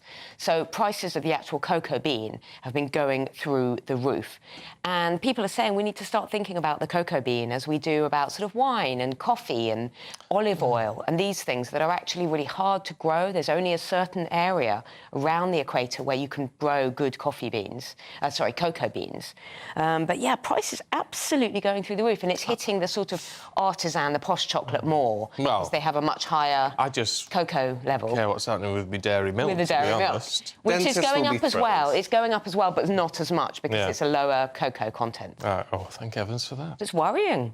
There's a lot of these companies now, especially in Colombia, that it's amazing what they're actually doing with how they're artificially, creating these crops and how they're teaching farmers how to get more out of the yield. There is a lot of good work that goes on. We all love chocolate. There's a lot that goes on, so I'm sure they'll fix it. I'm sure they will. Emma, Lewis, thanks very much indeed. See you later. Time for your Sunday forecast now with Craig.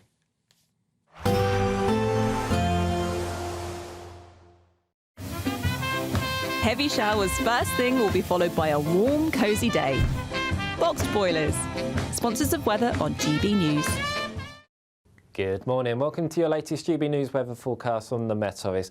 Unfortunately, it's a return to the grey and gloomy skies for most of us today. Wettest of the weather will be across parts of Scotland, but for all of us, it will be feeling a good deal milder than it has been of late. So we really start the day rather grey. Best of any brightness really right throughout the day will be across many eastern areas, where the further west you are, greater chance of seeing some rain, especially for parts of Scotland, where this rain will turn increasingly heavy and persistent later on across the northwest. But with the winds coming in from the Atlantic, as I said, a mild feeling day. Could see highs reaching up to 12 or 13 degrees in a few spots. So we end Sunday afternoon very grey across many parts of England and Wales. There will be still a few glimmers of sunshine, but they'll be very fleeting if they do occur. A risk of some spots of rain across the moors, the mountains of Wales, especially for the Pennines and the mountains of Northern Ireland too. But the main bulk of the rain really will be across parts of western and northwestern Scotland, where it will be heavy and persistent, combined with a strengthening wind. So quite a wet and windy end to Sunday across parts of Scotland. Further south, as we go through the course of the night, remaining fairly quiet. Still a risk of some spots of rain across any high ground, some hill fog too, making it a rather murky night in places. But with the cloud cover and the winds coming in from the west, it's going to be another mild night. Temperatures in most towns and cities holding up into high single figures. As we move into Monday, I'm hopeful we will see a little bit more in the way of brightness. The wind's a bit more stronger, so that hopefully will break up some of the cloud as we go through the course of the day. So some sunshine around, but for the far north of Scotland, this rain band really not going far at all during the course of the day. Warnings are in force. Could see some very heavy rainfall in places. Further south, in the sunshine, feeling mild. Once again, could see highs reaching 12 or 13 degrees. Expect a warm front, moving from the kitchen right through to the rest of the house. Boxed Boilers, sponsors of weather on GB News. It's the biggest, greatest Great British giveaway so far, with your chance to win a spectacular £50,000 in tax-free cash.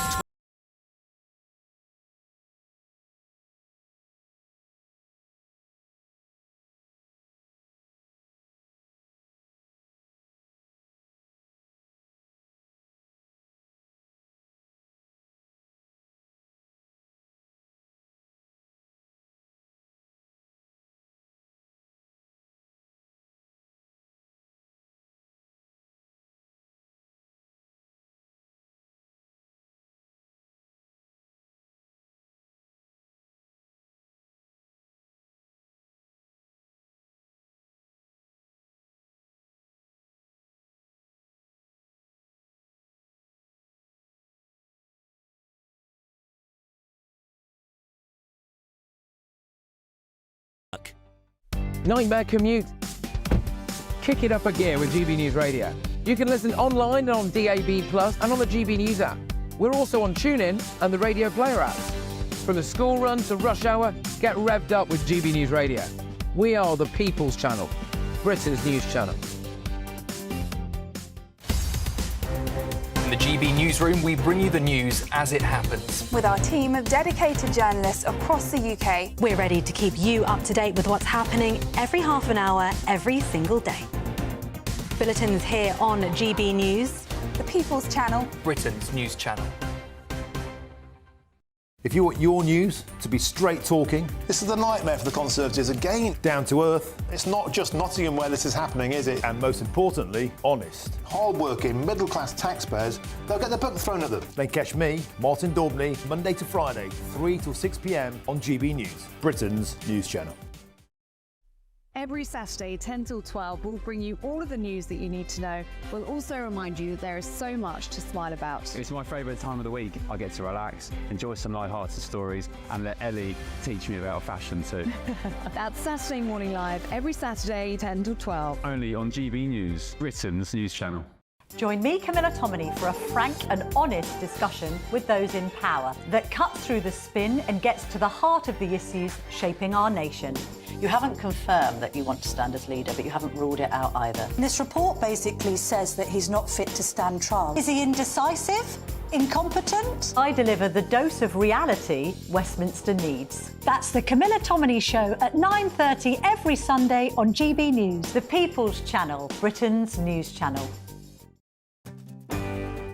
I'm Michael Portillo. This is GB News, the People's Channel, Britain's news channel.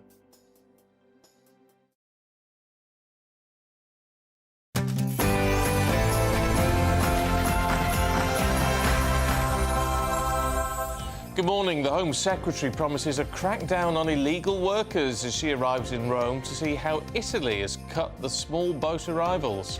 And that's as GB News reveals 35,000 migrants have crossed the Channel this year alone. But Labour fights back. Yvette Cooper, the Home Secretary, insisting it's all under control as it's confirmed migrant deportations are at a 5-year high. The much stronger enforcement that we've been taking in the UK, including over 13,000 returns since the election.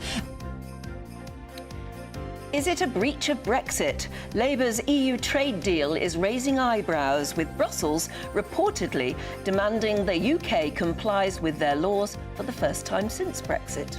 And more revelations about the suspected Chinese spy who befriended Prince Andrew as it emerges the same man met 2 former Prime Ministers.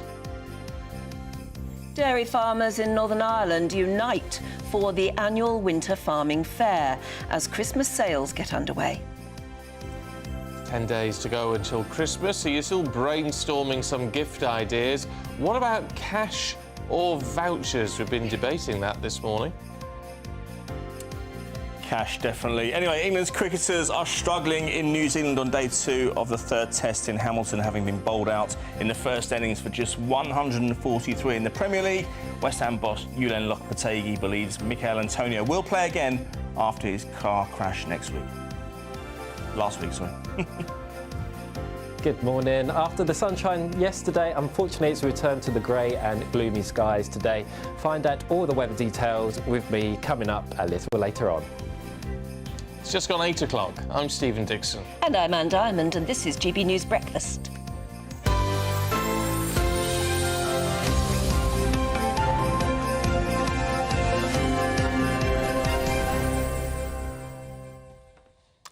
Right, it's a very busy morning politics-wise, isn't it? Yeah, there is an awful lot of comment about in the newspapers as well today on the politics front, because there are new migration figures, and a lot of people are asking whether Brexit itself is being betrayed by what the government is up to, trying to forge new trade deals. And then there's Kemi Badenoch hitting out at Nigel Farage, of all people. You'll see more of that in Camilla Tominey's show at 9:30. She's done a special interview with Kemi. Well, maybe focus our attention on the Labour Party. perhaps. Let's talk to political correspondent at The Spectator, James Heale. Good to see you, James. Been one of the papers this morning saying Starmer has now put together an EU surrender squad. It's all very dramatic rhetoric, but, I mean, is there some point to what they're saying? Well, look, at the beginning of next year, we're going to be discussing the EU-UK negotiations in terms of having actually a formal kind of agreement drawn up. This is more of a wish list that has emerged in the last few days as sort of demands from the EU side of what they would ideally like to have. Those seem to be focusing on three main areas: fishing, youth mobility, and potentially also the European Court of Justice. And I have to say, talking to experts and looking at what the commentary is about, it seems a very high series of asks, I think a very high bar, and it's very much clearly an opening hand and setting the bar high. I'm very sceptical that this is actually going to be delivered because, of course, Starmer has previously ruled out so many of these different policies. He was ruling out an EU youth mobility scheme earlier this week. Fishing seems ridiculous that you're going to have something that actually contributes so little economic potential to either side. It's going to be such a kind of formative part of this. And then, of course, there's the ECJ, and that is a really controversial issue. So I think that this is an opening gambit. It's not the finished article. No, opening gambit, though, important, surely, because no matter what side of the political divide you're on, we have to have a relationship with Europe, so he might as well get stuck in now trying to forge some sort of deal. That's, I think, why you have all these civil servants now working as part of the Cabinet Office special unit on it. We've only just started, of course, you know, the 5-year premiership he's going to be leading. So it's opening days of this. I think it's interesting it's being run out of the Cabinet Office rather than the Foreign Office. I think that shows that Starmer clearly wants to take a close eye on that and have it at the centre of power in Whitehall. But as you say, and it's going a long way to go, and I think given all the kind of disruption that's going to be happening in Europe next year, with likely to see heads of government change in Berlin and Paris, it's unlikely we're going to be able to see anything in the next 6 months or so, probably. But what it seems like to a lot of people watching is just this erosion of what people voted for in 2016. You know, the idea of, well, at least some form of free movement coming back if you're under 30. The idea they're talking about European defence cooperation more closely as well, and then, you know, what do we do about migrants? Is there going to be a deal tied in with that? I mean, you do wonder if this is basically taking us back in the EU by the back door. I think it's too soon to tell at this point. I think, you know, Labour, talking to Labour figures, they're very conscious of the threat they face from reform in huge numbers of the country. Reform finished second in 98 seats at the last general election. And I think that they are also mindful that the public, while I think has shifted its views in some areas since Brexit, there was a poll out just last week showing that only 29% wanted to rejoin the EU. People are very, very sceptical about kind of having a much more formal relationship. It's just, I think, tinkering around the edges. I think both sides want something from each other. Migration, the UK is very keen to work with Europe on that, as we've seen from, I think, in the last week, Yvette Cooper's met 5 different interior ministers across Europe. And so I think that on that side there could be a deal. On other elements, it's going to be clear that the EU is going to want something that the UK doesn't want to give. So it remains to be seen and thrashed out, but I suspect some kind of pragmatic approach to what's going to be adopted when it comes to negotiations. What do you make of Yvette Cooper's visit to Italy? Is she going to come back with any really good ideas, or is this just posturing? A lot of people very suspicious. Yeah, I think it's trying to find best practice, so what works on both sides, looking at, say, things such as fingerprinting to kind of tell where migrants are from, etc., and keep a record of those. But I think really it's going to be a continuation of what we saw with Rishi Sunak. Rishi Sunak and Giorgia Meloni had a very close relationship. They were both seen as politicians of the centre-right. I think that's going to continue under both sides, whoever's in office. And it's just really about trying to deal with sort of solutions that both sides can work with, because obviously Italy is at the forefront of what's happening with migrants crossing the Mediterranean. We're obviously facing the Channel migrants. So I think it's about trying to find mutual grounds for cooperation, because both sides want to deter migrants from coming here and effectively, if possible, offshore and out-process the system to send them back to different countries. It's interesting you say that everyone wants this sort of to put people off from coming here, but the one deterrent which was sort of in place and which other European countries certainly seem to be looking at now is the one thing Keir Starmer got rid of on day one. Absolutely, and I was very interested to see reports that Labour ministers are going to be looking at what Italy's doing in terms of Albania and potentially sending people there. So I think that although they got rid of Rwanda, I think that the number of the Labour ministers are actually open to an idea of some kind of system where we could process them elsewhere. The key thing, of course, is if you have a system where someone complains and has their appeal struck down, are they able to come back to this country or not, which was the difference with Rwanda.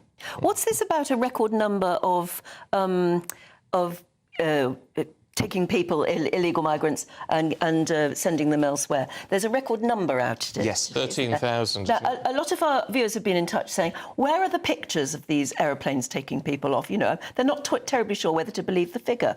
Well, I think you can believe the figure. I think there's two ways to approach this story, one of which the Labour way they'd like you to approach the story is saying, look, foreign national deportation orders collapsed under the last government. For the last 5 years, we've had a number of different sort of systems showing that numbers have gone down. The last 6 months of those under this Labour government have seen a massive increase in number of deportations. That shows that their system of returns is working. The other way to look at that, of course, is then to say, look, but the number of people arriving here was up on last year as well. So more people are coming in, but more people are leaving. And so this is the whole problem with the system, is that it's unable to try and deal with people who are arriving here as well as leaving. So that's going to be the big argument around the rhetoric. The Conservatives obviously talking about the number of people who arrived here, up on last year, saying, look, Labour's plan isn't working, the Rwanda deterrent effect. But also Labour is saying, of course, we've got people actually getting them out the country, and that's the thing that gets them off the hotel bill and stops claiming millions of pounds. Yeah. OK, can you talk about the Conservatives in all of this? And let's just play you a clip of Kemi... Oh, we haven't got it yet, but it's Kemi Badenoch talking to Camilla Tominey. We're going to be showing the full interview in Camilla's show later on, where, I mean, I don't know what question she's responding to, but basically saying, you look at Nigel, it's almost saying it's a flash in the pan. The party hasn't got any structure. There's no proper membership system in place, whereas the Conservatives do. So she's having a pop at reform rather than having a pop at Labour on issues, I guess, most people don't care about. They don't care about party structure, do they? I think that what we're seeing right now is a massive potential reconfiguration of the two-party system. For the first time in 100 years, we've got three parties all polling similar levels. And I think right now the Tories are in an existential fight for survival. They need to be able to kill off the reform threat, bring that to those voters. And so I imagine that Kemi Badenoch is partly responding to all that pressure on the right to come out and take the fight to reform, but also is just trying to, you know, take response to some of Nigel Farage's different pops at her. In fairness to Farage, I think it's very difficult to set up a new party, and he's done something which no one has ever done before, which was come top in a sort of post-war era from one of the non-two parties and won the 2019 European elections. But I think that this is going to be a taste of what's to come for the next 5 years. Two sides slugging it out against each other. Maybe she needs to sit down and have a sandwich. Oh, yeah, she loves that. Or a steak. Or a steak. Right, OK, thanks very much for the moment. Of course, it's our poll of the day question, whether you trust Yvette Cooper to get illegal migration under control. Do you? That's the question. We'll be bringing you the live results throughout the day, so do make sure to stay tuned all day. Final result, of course, announced later in Nana Queer's show. And if you want to know more all about the vote, it's gbnews.com/poll. Right, let's see what the weather's going to do for you today. Here's Craig.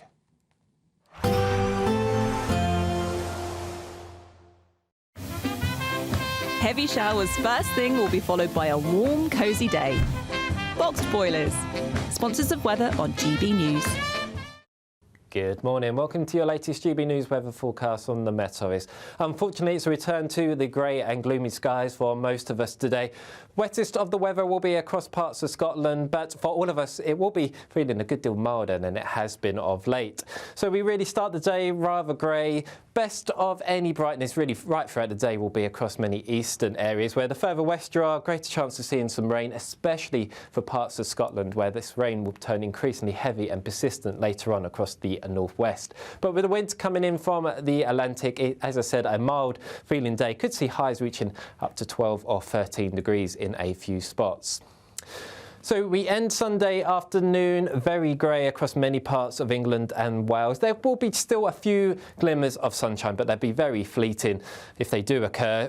A risk of some spots of rain across the moors, the mountains of Wales, especially for the Pennines and the mountains of Northern Ireland too. But the main bulk of the rain really will be across parts of western and northwestern Scotland, where it will be heavy and persistent, combined with a strengthening wind. So quite a wet and windy end to Sunday across parts of Scotland. Further south, as we go through the course of the night, remaining fairly quiet. Still a risk of some spots of rain across any high ground, some hill fog too, making it a rather murky night in places. But with the cloud cover and the winds coming in from the west, it's going to be another mild night. Temperatures in most towns and cities holding up into high single figures. As we move into Monday, I'm hopeful we will see a little bit more in the way of brightness. The wind's a bit more stronger, so that hopefully will break up some of the cloud as we go through the course of the day. So some sunshine around, but for the far north of Scotland, this rain band really not going far at all during the course of the day.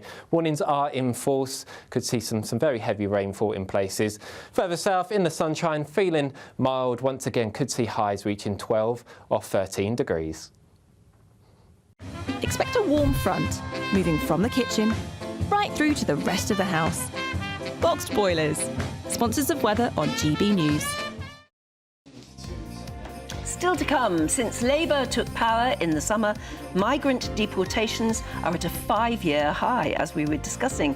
In a moment, we'll be putting that to Shadow Home Secretary on why the Tories couldn't get the job done in the same way.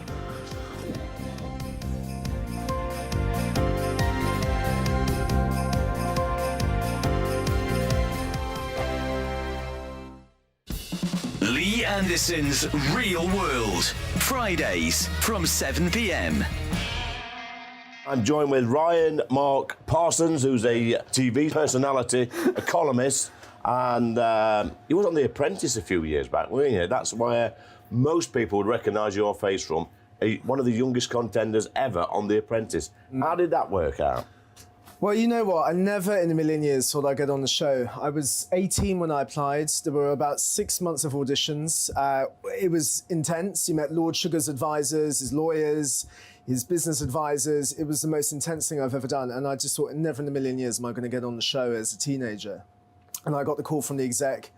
And he was like, you're one of the 16 candidates. And it was just like, really? So I took a gap year. I've just finished my A-levels. I was working in Harrods before.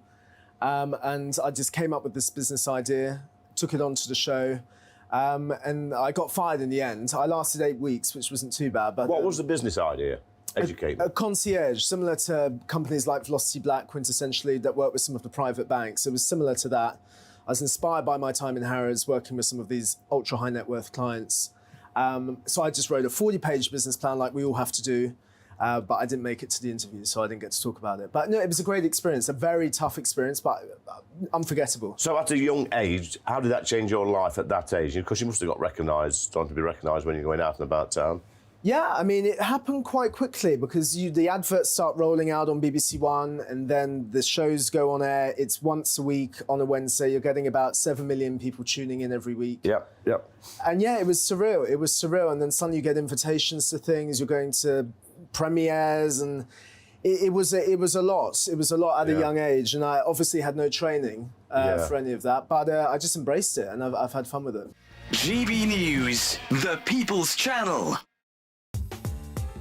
I'm Christopher Hope. From pop stars to politicians, I'll interview anybody in a pub who's got a political opinion. Join me every Friday on Spotify, Apple Podcasts, YouTube or gbnews.com, or wherever you get your podcasts.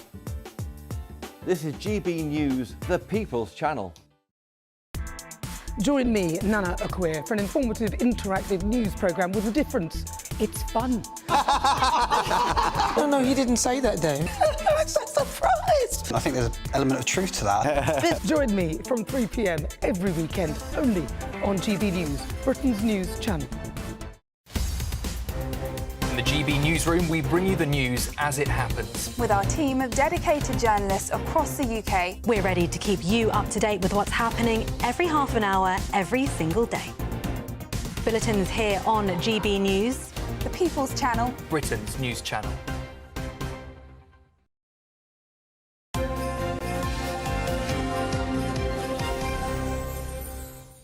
At 8:16, it's time for our Great British Giveaway and your chance to be our biggest ever winner with an incredible £50,000 in cash. It's an amazing sum of money. Could be yours. Here are the details. Imagine getting the call to tell you that you've won £50,000 in tax-free cash, our biggest cash prize of the year.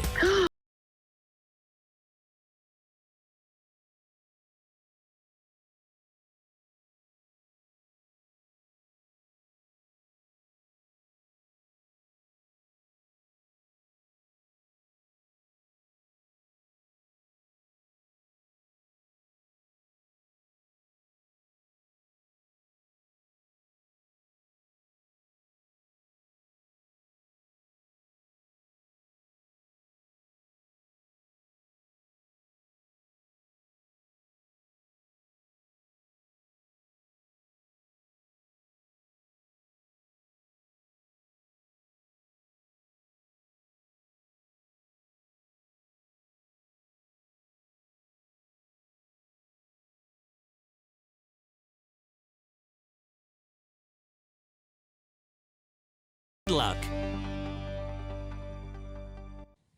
Good luck indeed. Now, one of the highlights of Northern Ireland's farming industry is the annual Royal Ulster Winter Fair. This year, there was only one topic, though, in town: Labour's inheritance tax levy on family farms. GB News' Northern Ireland reporter Dougie Beattie was there to find out more. The agri-food sector is one of Northern Ireland's top industries. Throughout the year, it feeds over 6 million mouths across the UK. The Winter Fair is mainly aimed at the dairy sector, and the judging of cattle is a chance to look at the quality of the Irish herd. Even royalty gets involved. The Duke of Edinburgh was keen to talk to those from right across the sector. 15 years ago, there was almost 30,000 UK dairy farms. Now businesses that supply the sector are alarmed at the current number.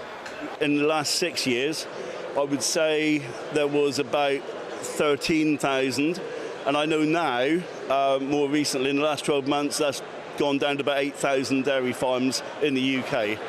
The Winter Fair is so much more than another social gathering. It's a real chance for the industry to have a look at what's on offer, what they may invest in as they come towards the end of the financial year. And of course, that will have to be spread over 5 to 10 years. And with the inheritance tax looming over them, how much confidence is there in the sector? The one thing which is really troubling farmers more than anything else is, of course, this inheritance tax, which is hanging like an axe over many of their businesses. And that's the one thing. I mean, farmers are traditionally optimistic individuals. They want to farm, they want to produce food. But whenever they have this hanging over them and this lack of the lack of engagement that we're seeing from this Labour government in terms of getting involved with ourselves to discuss the issue, that's what's worrying them. My father, my grandfather, myself, my uncles all worked for our boys to have a farm. If I die and they have to pay the inheritance tax, it'll take them 20 years to pay it. They'll then be old men, then maybe they'll die, and then their kids will have to pay it again, by which stage land prices will have gone up, so the bill will be higher. So it's a death tax that never ends. Ulster Farmers Union Vice President John McClelland says the stand against the inheritance tax will come from both rural and business communities. I mean, farmers are angry. There's no doubt about that. Farmers also recognise that this is a process and it is a battle. What I will say to you is we are not ruling anything out. This will take everybody. This will take everybody within the farming community, within the rural community, within the business community, because this is not just farmers who are going to be affected by this. This is all business coming together to send a very clear message that this just cannot stand. Dougie Beattie, GB News at the Winter Fair. Well, that inheritance tax problem is going to be a huge issue for the government, and it's not going away anywhere. But of course, migration is a massive issue as well. However, the government's saying that they've managed to deport more migrants than at any point in the last 13 years. Not 13 years, 13,000 in the last 5 years. Shadow Home Secretary Chris Philp joins us now. Good to see you this morning. I mean, it does beg the question, if Labour's been able to shift 13,000, deport 13,000 people in the last 5 months, why couldn't the Tories do it? Good morning. Well, I mean, just to be clear, what Labour have done is simply continued the trend that was happening under the last government.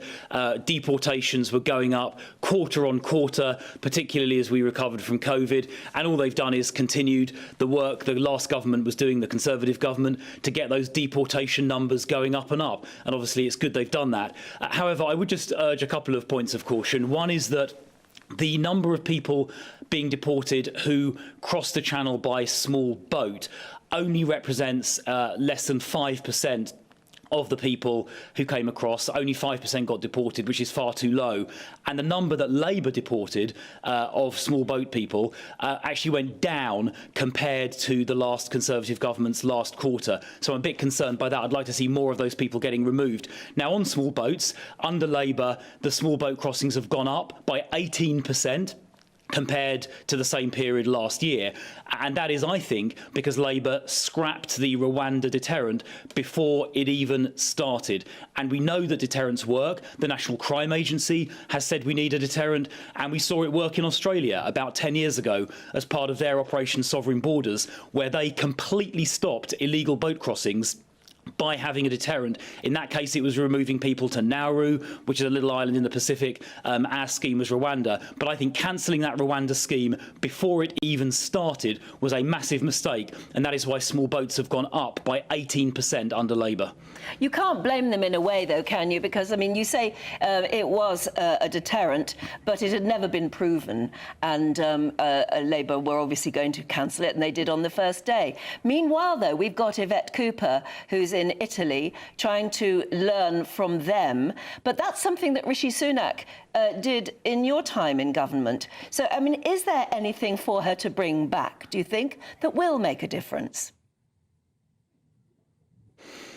Well, you're right. She's treading familiar territory. But look, on the cancellation of Rwanda, I think that is actually a really serious issue because the National Crime Agency have said law enforcement alone won't fix it, because if you get rid of one criminal gang, another pops up. You do need a deterrent, and removing people who cross the channel to Rwanda obviously is a deterrent. We saw migrants giving interviews in Calais before the election saying how much they were hoping Keir Starmer got elected as Prime Minister. And we've got that Australian case study. We've seen it work in Australia about 10 years ago, where removing people to this little island successfully deterred the boat crossings to Australia.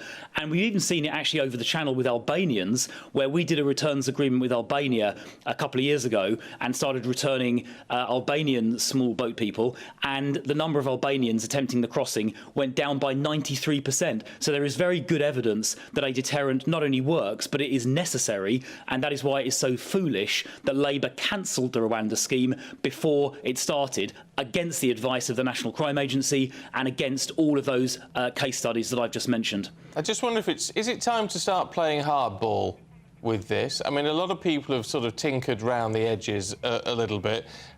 Do we need to be following on in the footsteps of the type of language, the type of rhetoric that Donald Trump is using to properly get to grips with this issue? Well, you need more than just rhetoric, OK? What we need to do is make sure that anyone that crosses that channel, the English Channel, on a small boat gets essentially immediately removed somewhere else. And we had Rwanda lined up. And if the people who are thinking about crossing know that if they cross, they're going to be sent straight to Rwanda or some other third country, then they're simply not going to attempt the crossing in the first place. That is what is required. You know, we tried other methods in government, and ultimately, that the Rwanda deterrent, removing people who cross, is what is needed. Now, that is tough action. It had a lot of legal challenges, and we even had to put a special law through Parliament to make it work. But I think it would have worked. And it's common sense, isn't it? If you're in Calais, why would you cross to the UK if you're simply going to get sent straight to Rwanda? It's common sense says you wouldn't even try, and that is why it was such a terrible mistake for Labour to cancel the deterrent. It was a tough measure, difficult measure, but we've got to stop these boats, and the Rwanda deterrent, I think, would have done that, and all of those examples, like Australia, shows that it works. Yeah, but that's old ground now, isn't it? You lost the election, you're no longer in power, and here we are in Britain faced with a government which still has to try and solve that problem. First of all, do you think it is solvable? Apart from Rwanda, I mean, is there anything more that can be done that will deliver? Well, first of all, it is solvable, and it must be solvable because any country, any sovereign nation must be able to control and protect its borders. That is non-negotiable. So it must be solvable, and other countries have solved it. I mentioned Australia a couple of times already. They had a very similar problem to this in about 10 years ago, where people were coming by boat from Indonesia to Australia, and the numbers were quite similar. I think it peaked at about 50,000 a year, which actually is slightly higher than our numbers. And using their Operation Sovereign Borders, they stopped it. And removing people to Nauru was a critical part of that. So yes, it can be done. The Belgians actually have been intercepting people in the water close to the shore and simply returning them to Belgium, and doing that, which obviously is also a deterrent, because why would you bother getting into a boat if you're going to get picked up and returned to the shore? And that has cut embarkations from the Belgian shore by 93%. So one of the things that the government should be saying to France is, will you do the same thing? Will you copy what Belgium are doing? And that will then cut the embarkations. And that is actually in France's interests, because it's not good for France to have these camps around Calais and Dunkirk with hundreds or thousands of migrants in tents and dangerous people smuggling gangs going around shooting people, which happened a couple of days ago. Yeah. So I think getting the French to do those interceptions at sea near the French shore is important as well. But I would also say to the government, swallow your pride and restore Rwanda, because we need to do that if we're going to stop the boats. Yeah, I mean, the idea with France is a nice one. I mean, I can't for the life of me seeing them agree to do it. Though you've got to say the Prime Minister is at least putting a lot of attention in Europe, isn't he? He's talking to a lot of EU leaders. But, of course, the concern from all of this is whatever we get out of those discussions, they want a lot more back, and we're basically edging our way back into the EU by the back door. Well, we definitely don't want to see that. And look, on the point about the migrant deals, Belgium have done it, and it's worked for Belgium because the crossings, or the embarkations from Belgian shores have gone down 93%, and that's good for us, obviously, but it's also good for Belgium because it means the migrants and the gangs who are running the people smuggling are not then congregating in Belgium. They are still congregating around Calais and Dunkirk. So I think it actually is in France's interest as well as ours. But to your question about Europe, we need our government to be very firm in any discussions to make sure that what the British people voted for in the referendum is respected, and that means making sure that we retain our sovereignty over things like borders, over things like trade deals that we can do. All of those things, we need to make sure our sovereignty is retained, and we are going to be watching like hawks. We in the Conservative opposition, we're going to be watching like hawks to make sure that Keir Starmer does not barter away any of our sovereignty that's been so hard-earned over the last few years. OK, we'll leave it there. Thank you so much for joining us. Thank you. At 8:29, heading towards 8:30. We'll leave you now for a couple of seconds, but we'll have to bring you all the sport. That's coming next. Join me, Camilla Tominey, for a frank and honest discussion with those in power that cuts through the spin and gets to the heart of the issues shaping our nation. You haven't confirmed that you want to stand as leader, but you haven't ruled it out either. This report basically says that he's not fit to stand trial. Is he indecisive? Incompetent? I deliver the dose of reality Westminster needs. That's the Camilla Tominey Show at 9:30 every Sunday on GB News, the People's Channel, Britain's news channel. Sunday with Michael Portillo from 11, only on GB News. Cryptocurrency entrepreneur Justin Sun spent $6.2 million, £4.9 million, on a banana, duct taped to a wall, a piece of art by artist Mauricio Catalan. Other artwork has recently caused controversy. A portrait of the British computer scientist Alan Turing by the world's first ultra-realistic robot artist, that is to say, ADAR, sold at auction for almost $1.1 million. Joining me now to talk about these latest hoo-has is art critic and mentor at the University of Arts London, Estelle Lovett. I have a feeling that in the case of the banana, it's quite a lot to do with the buyer. Now, you've researched the buyer a little bit. Do you want to tell us a little bit about Justin Sun? Yes, so he's a very wealthy cryptocurrency dealer. And of course, you know, everything now is AI and FTs, and it's the way that money's going, and it's very good publicity for him. So obviously, you know, he's not daft. But what makes this banana so unusual is, and it has, as you say, taken the art world by storm. It is the current spectacle, and what's amazing is that even during these very difficult times, the art market still manages to spend big on a significant fuss. Why has it created this fuss? Well, don't forget, the winning bid just happened in a matter of minutes. It took Justin Sun minutes to beat 6 other rivals, so they've all got mega bucks in their pocket. But you know, it's conceptual art at its best. GB News, the People's Channel.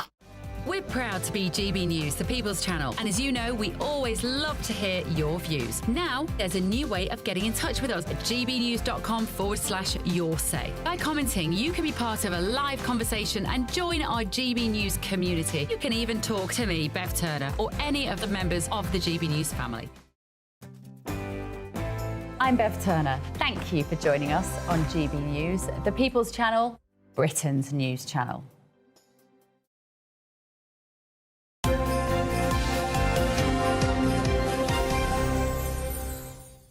Aidan McGee has joined us with all the sport. Good to see you both. What's up then?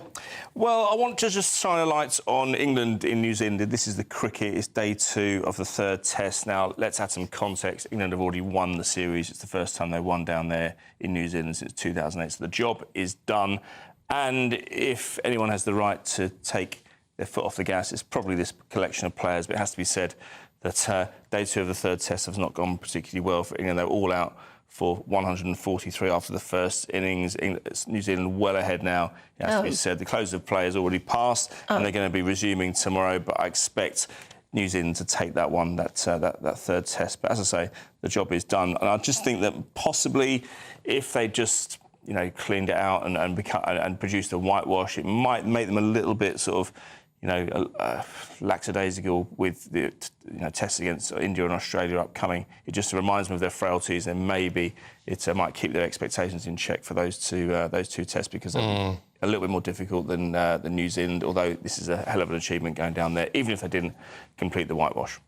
All right, let's have a look at what we saw yesterday and what we're going to see today in terms of the football. Yeah, well, look, Arsenal and Liverpool dropped points, both at home as well. And, there's me saying yesterday Manchester City's chances are done. Well, if they win today, I would deign to suggest that they're right back in the hunt.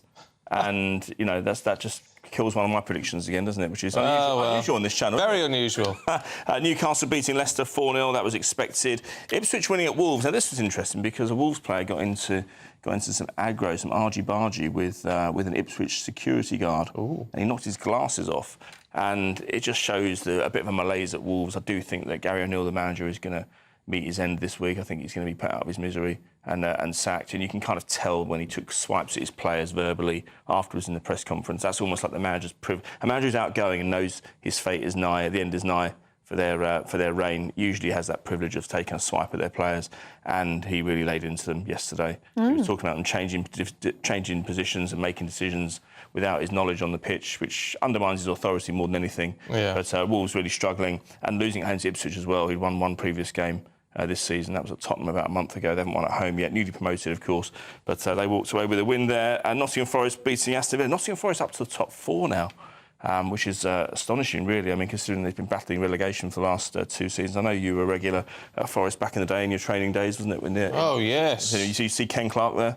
Yeah, you see Ken Clark a lot there. And then we've got the Manc Derby today at 4:30, Brighton and Crystal Palace as well. So a real feast. And Anne's favourites, Bournemouth, in action tomorrow against West Ham. I want to mention West Ham because we covered Mikel Antonio's car crash last week. He suffered a lower limb fracture. His manager, Julen Lopetegui, albeit in broken English, believes he will play again sometime in the future. He's 34 years old. Which guardedly is good news. Yes, it is. I mean, I think he could have expressed it better, and maybe the club could have helped him do that as well, because obviously his English is not his mother tongue. But some encouraging news. We hadn't really had an update all week on Antonio. And we at GB News wish him all the best, of course. We do. Yeah. We do. Should we talk about the fight next week? Yeah, just briefly, because it's Fury against Usyk 2 in Riyadh. I spoke to Tyson Fury's manager, Frank Warren, yesterday, who invited me to Arsenal the other week. Yes, I remember. Yeah. I remember. With a complimentary... Yeah, I got a few champagnes out of it, yeah. Baby. But, so I've returned the favour. I've returned the compliment by inviting him on to GB News next week. Good. So he's going to join us live, I assume from Riyadh, because it's the day of the fight. It's rare that you get a manager on the day of a fight, but he'll be shedding his light and giving his insights. Presumably he'll be back in Tyson Fury, but he's a great boxing man. He's a great boxing man, and who knows what he might predict. But, I mean, in terms of what might happen, this is a fight for the ages here. I think that it was a brilliant fight first time round. and it's a privilege to be seeing it the second time round as well. So close to Christmas as well, and I'd be interested to get Frank's take on... We're not used to seeing... I can't think of many times in the past where we've seen boxing so close to Christmas, but sometimes it just feels right. Football's been huge at Christmas time with the festive season and everything. It's built into the calendar, much as the foreign players and foreign managers don't particularly like it because it's not what goes on in their country. They suspend play around that period of time. But boxing around Christmas, maybe they've missed a trick for all those years. And that's one of the reasons they're scheduling it around. Quite festive. Yeah, it is. Somehow. Exactly, yeah, festive knockout. Let's do it on Boxing Day. I mean, it's not too much to ask, is it? Fantastic. What an idea. That is a good idea. It is. Well, that's what football happens on Boxing Day, so why yes, not? it does, doesn't it? You're a genius, you. Just like that. Yeah, I know. I know. I've been told that before. Aidan, thank you. It's been great to see you. Have a good week. And you. OK, do stay with us because we'll go through the newspapers in just a couple of moments.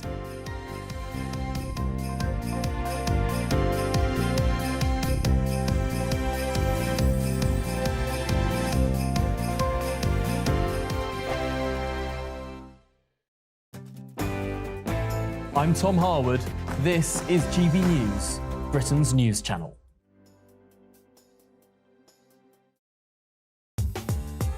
I'm Christopher Hope. From pop star to politicians, I'll interview anybody in a pub who's got a political opinion. Join me every Friday on Spotify, Apple Podcasts, YouTube or gbnews.com, or wherever you get your podcasts. This is GB News, the People's Channel. This is GB News, Britain's news channel. This week is Chocolate Week, the ultimate celebration of everything rich, sweet and indulgent. Yes, and we now have the best person in the studio with us to satisfy all of your chocolate cravings. We're joined now by master chocolatier Ollie the Choc. Ollie, hello. Really good to see you this morning. Thank you for having me. And you brought some of your chocolate in with you. I did. I brought some tasting samples. You're very welcome to help yourself. So what have you got here? Tell us. So this is my signature chocolate. I call it the Holy Grail. It's got sea salt flakes, crushed Oreo, caramel fudge pieces, very Moorish. I love a caramel and salt combo, just, you know. I feel like you see it everywhere now. Look, you won't be disappointed. Look, I want everyone to see a close-up of this one. Can we get a shot on this one? So this is Oreo, there we are, caramel and salt. Do you want to try some? You go first. Help yourselves. And then this bar of chocolate is a little bit of a wild card. That's a mystery flavour, so... OK, I love a mystery. I'm not going to tell you what that is. Hold on this one. This one's amazing. Are you? Oreo, caramel. That's my biggest seller. I'll keep my palate clean for this. So this is a mystery flavour. You've got to guess what that is. Is that a nut in there, I see? Right, here we go. Ready? I'm not saying anything. Talk us through. Very crunchy. For me, I'm all about textures in chocolate. Me too. It has got a good crunch to it, hasn't it? It's not the kind of flavour that you would expect. Oh, I can't get it. Is it sweet? Is it salty? Wait, no, it's salty, yeah. It's salty. Hang on, bit more. OK. Bit more. I mean, just keep going. Is it crisps?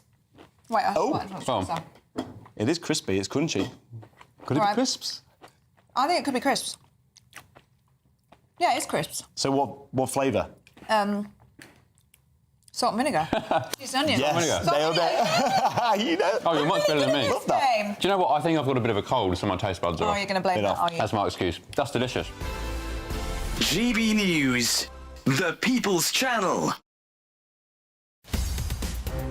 In the GB Newsroom, we bring you the news as it happens. With our team of dedicated journalists across the UK. We're ready to keep you up to date with what's happening every half an hour, every single day. Bulletins here on GB News. The People's Channel. Britain's news channel. I'm Patrick Christie's. This is GB News, the People's Channel, Britain's news channel.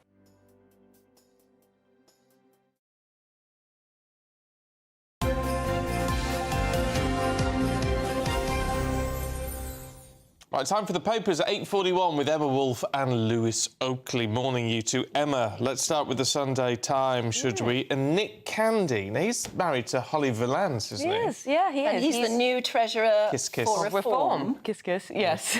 And he's a very rich man. Very rich man. He's a millionaire property developer. He was a former Tory donor. He defected, I think, on Tuesday, was it, last week? And now the new Treasurer of Reform.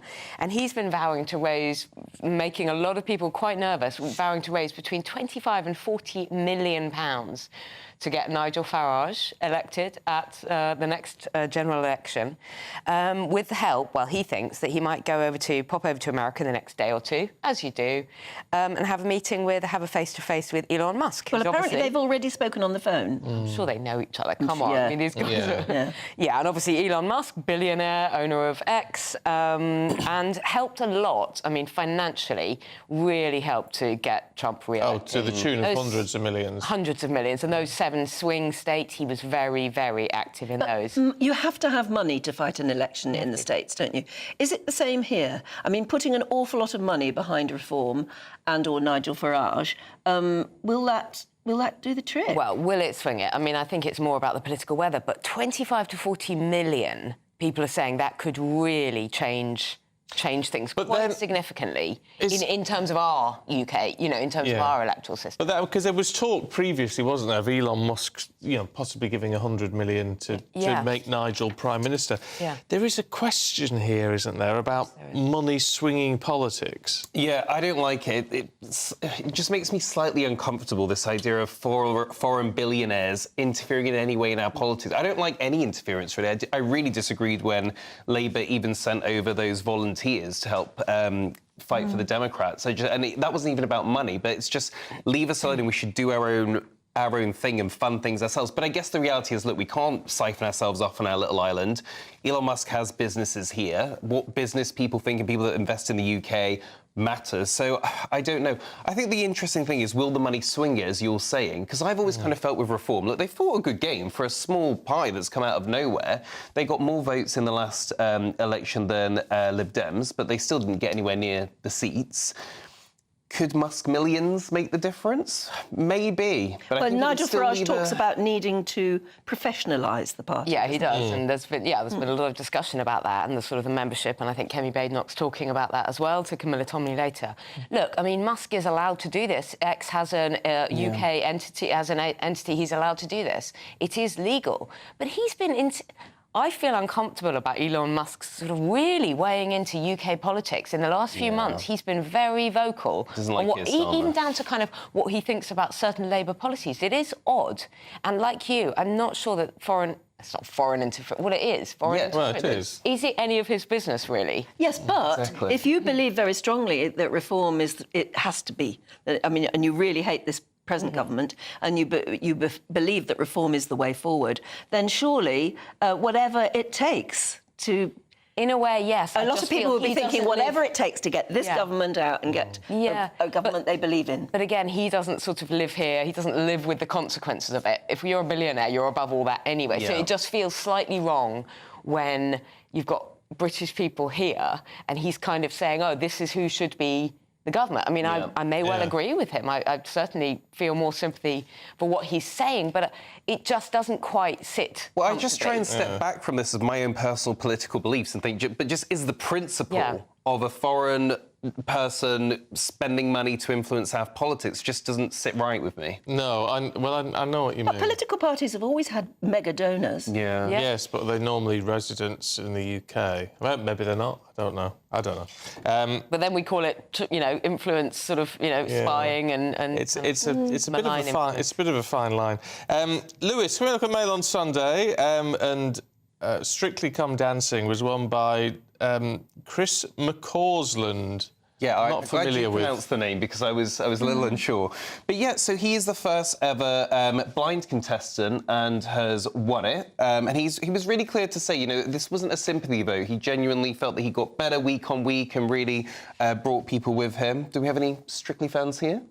No. But I have read lots of commentary about it, saying that actually, never mind the fact that he's blind. The fact is, he is a true amateur who got better and better and better every week, and that's what Strictly should always have been about. And the fact is that a lot of the other contestants were sort of professional dancers themselves, or actresses who've had some kind of they've had training or whatever. Whereas Chris was a true amateur who actually did get better every week. And I was talking to someone from the RNIB who said it's not just that he's blind, but a lot of dancing and how he did it. I mean, how you go on Strictly, how you learn to dance in public like that is totally hats off to him. I don't know his comedy stuff, but I mean, good for him.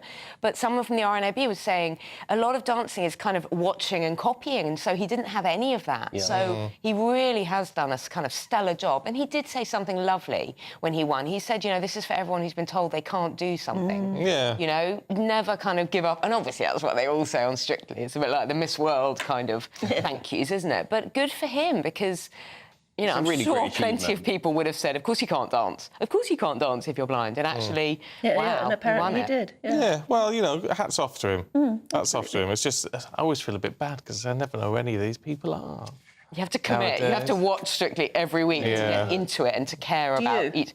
No, no. It's quite a commitment. Yeah, it is quite a commitment. Never mind taking part. 1 year I got committed to Love Island, and honestly, I lost hours of my life that summer. Yeah. But it was We'll never fun get them because back. then you care about who's who. But apart from that, no. OK, shall we steam forward to the Sun on Sunday, Lewis, and randy office workers? Pardon? Yes. This is what it says here. So, 1 in 5 are eyeing a workplace affair at the Christmas do. So 72% overall have said that a boozy bash is the best place to lure a colleague into the bedroom.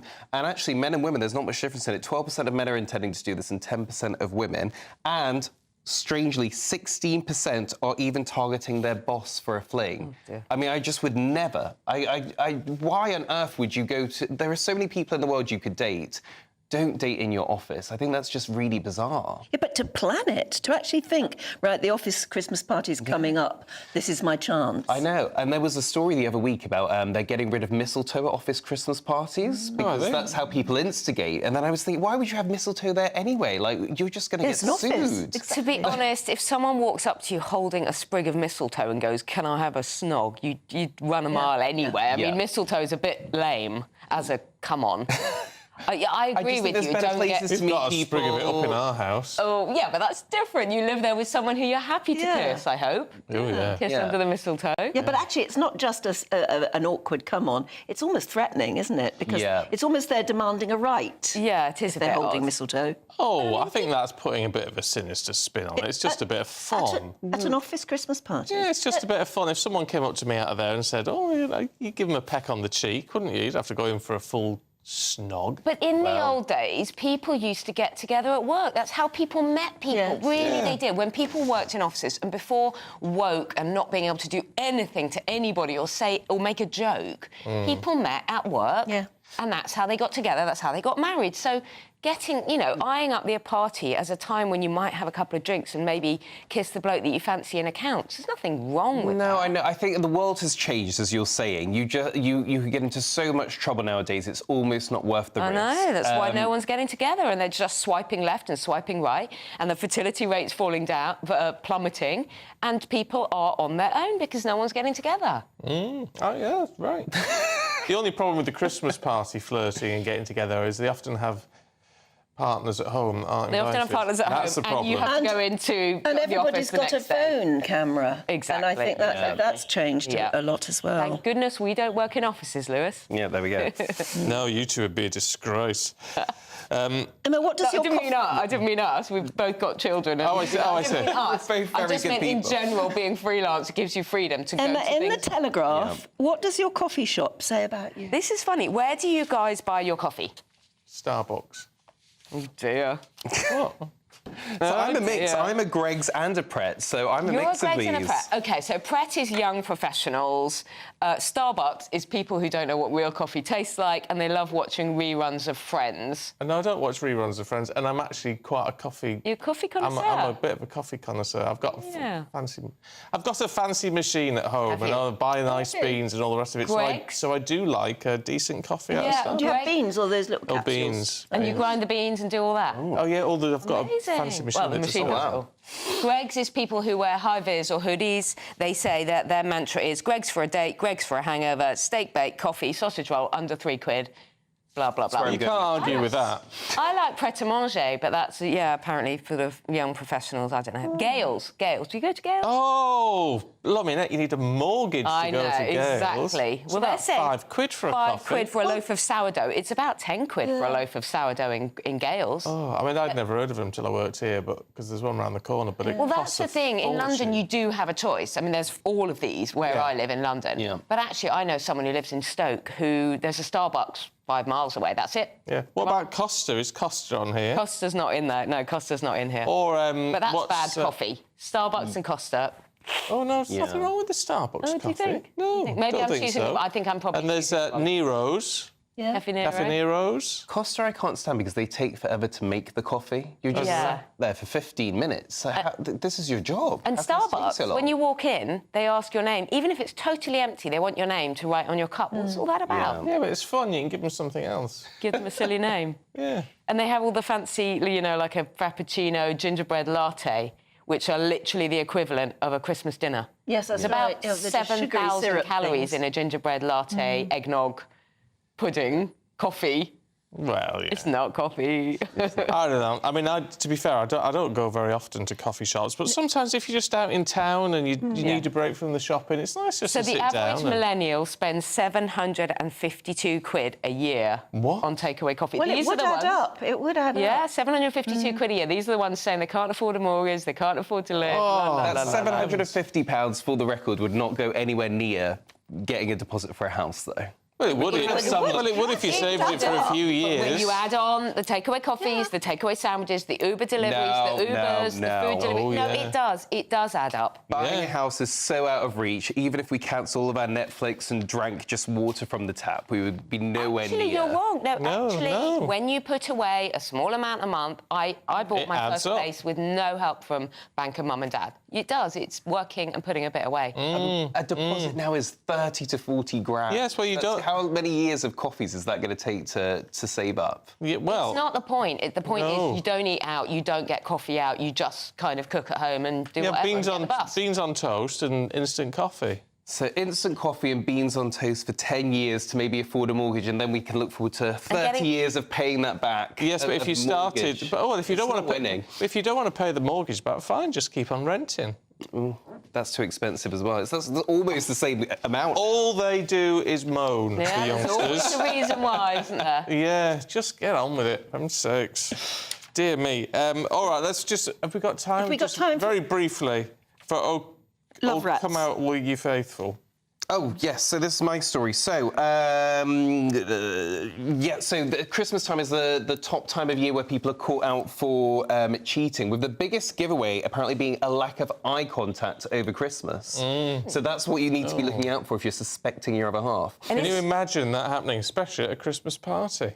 Dear me, that'd be disgraceful, wouldn't it? We're out of time, sadly. We've no more to talk about what goes on and these people cheating on their partners. Dear me, it's a disgrace.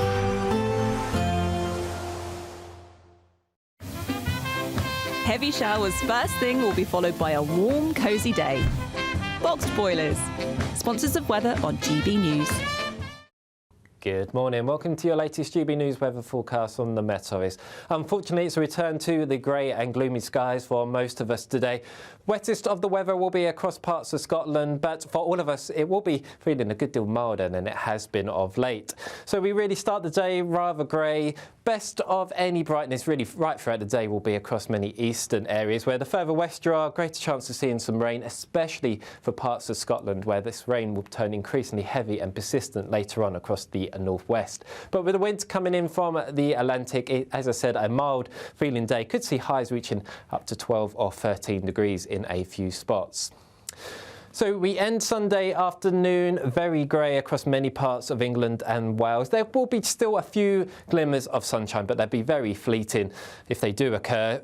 A risk of some spots of rain across the moors, the mountains of Wales, especially for the Pennines and the mountains of Northern Ireland too. But the main bulk of the rain really will be across parts of western and northwestern Scotland, where it will be heavy and persistent, combined with a strengthening wind. So quite a wet and windy end to Sunday across parts of Scotland. Further south, as we go through the course of the night, remaining fairly quiet. Still a risk of some spots of rain across any high ground, some hill fog too, making it a rather murky night in places. But with the cloud cover and the winds coming in from the west, it's going to be another mild night. Temperatures in most towns and cities holding up into high single figures.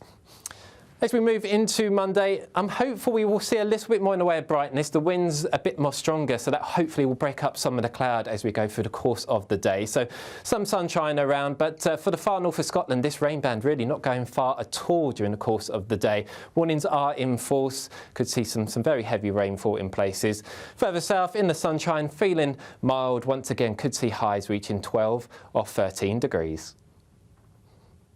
Expect a warm front, moving from the kitchen right through to the rest of the house. Boxed boilers, sponsors of weather on GB News. You could be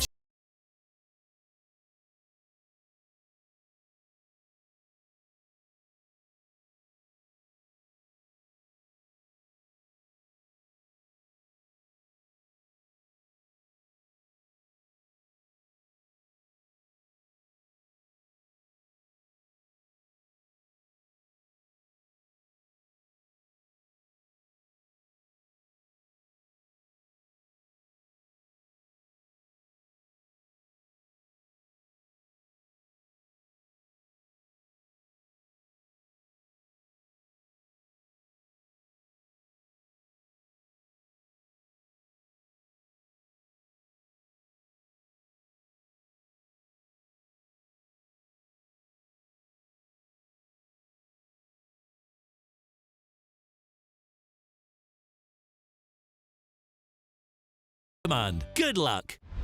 Britain's Newsroom. Weekday mornings from 9:30. It's about Generation Z spending 6 hours a day online. Generation Z, which age group is that? 16 to 24. OK, great. Now, this could explain why there's 1 million young people aged between 16 and 24. 100%. Not working. In work. Yeah. And I did a TV show and we're talking about it, and the lefty person I was on with was making excuses for the fact that we've got 9 million people unemployed. And this woman, this mom, rang in and she was hilarious. And I thought she was going to have a go at me. She said, Carol Malone. I thought, here we go, another one. And she goes, you are absolutely right. She said, I've just thrown my son out of the house, who's 24. She said, my husband and I, she said, we worked all our lives, 2 jobs, to get him to college, to get him to a private school. Yeah. She said, he hasn't worked a day. No. And his attitude was, why should I? And you think, and she said he spends all day online. On his phone. That's all he's because doing. we would have gone to get a job because we were bored. And the trouble is, Jonathan, the younger generation are never, ever bored because the algorithms keep them stimulating. Well, the dopamine hits keep coming. I think it's actually a problem for all of us. Yeah. You know, now for anyone, if you just have a moment to yourself, a lot of people of all ages, what do we reach for? We reach for our phones, particularly for those. Obviously, if we're with a friend, we'll talk to them. Your age group, you're not talking about... I know that I've spoken to a lot of people who are in their 50s and 60s who also will just, you know, if they have a free month on the tube or whatever, they'll just look at their phone and read. And it's actually terrifying because on the iPhone every Monday it tells you how much time you spent on your phone the previous week, and it's How much for you? On average per day? Fair few hours. I mean, a lot of that will be work. What's a ballpark? Oh, more than 5? Occasionally 5, yeah. Well, better things to do. Spending 6 hours a day. Do you never read a book? Well, that'll be at night time. GB News, the People's Channel.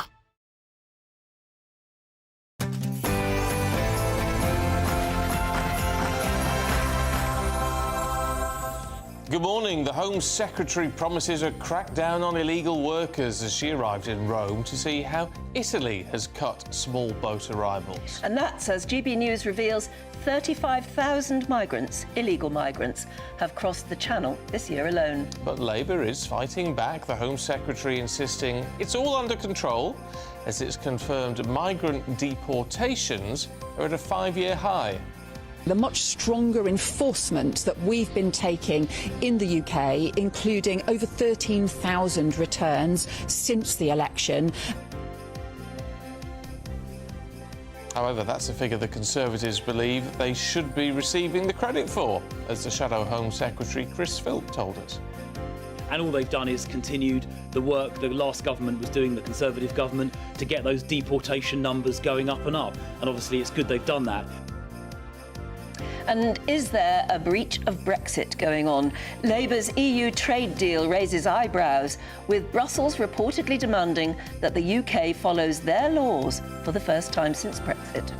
More revelations about the suspected Chinese spy who befriended Prince Andrew as it emerges he met 2 former prime ministers. And dairy farmers in Northern Ireland unite for the annual winter farming fair as Christmas sales get underway. Good morning. After the sunshine yesterday, unfortunately it's returned to the grey and gloomy skies today. Find out all the weather details with me coming up a little later on. It's just gone 9 o'clock. I'm Stephen Dixon. And I'm Anne Diamond, and this is GB News Breakfast.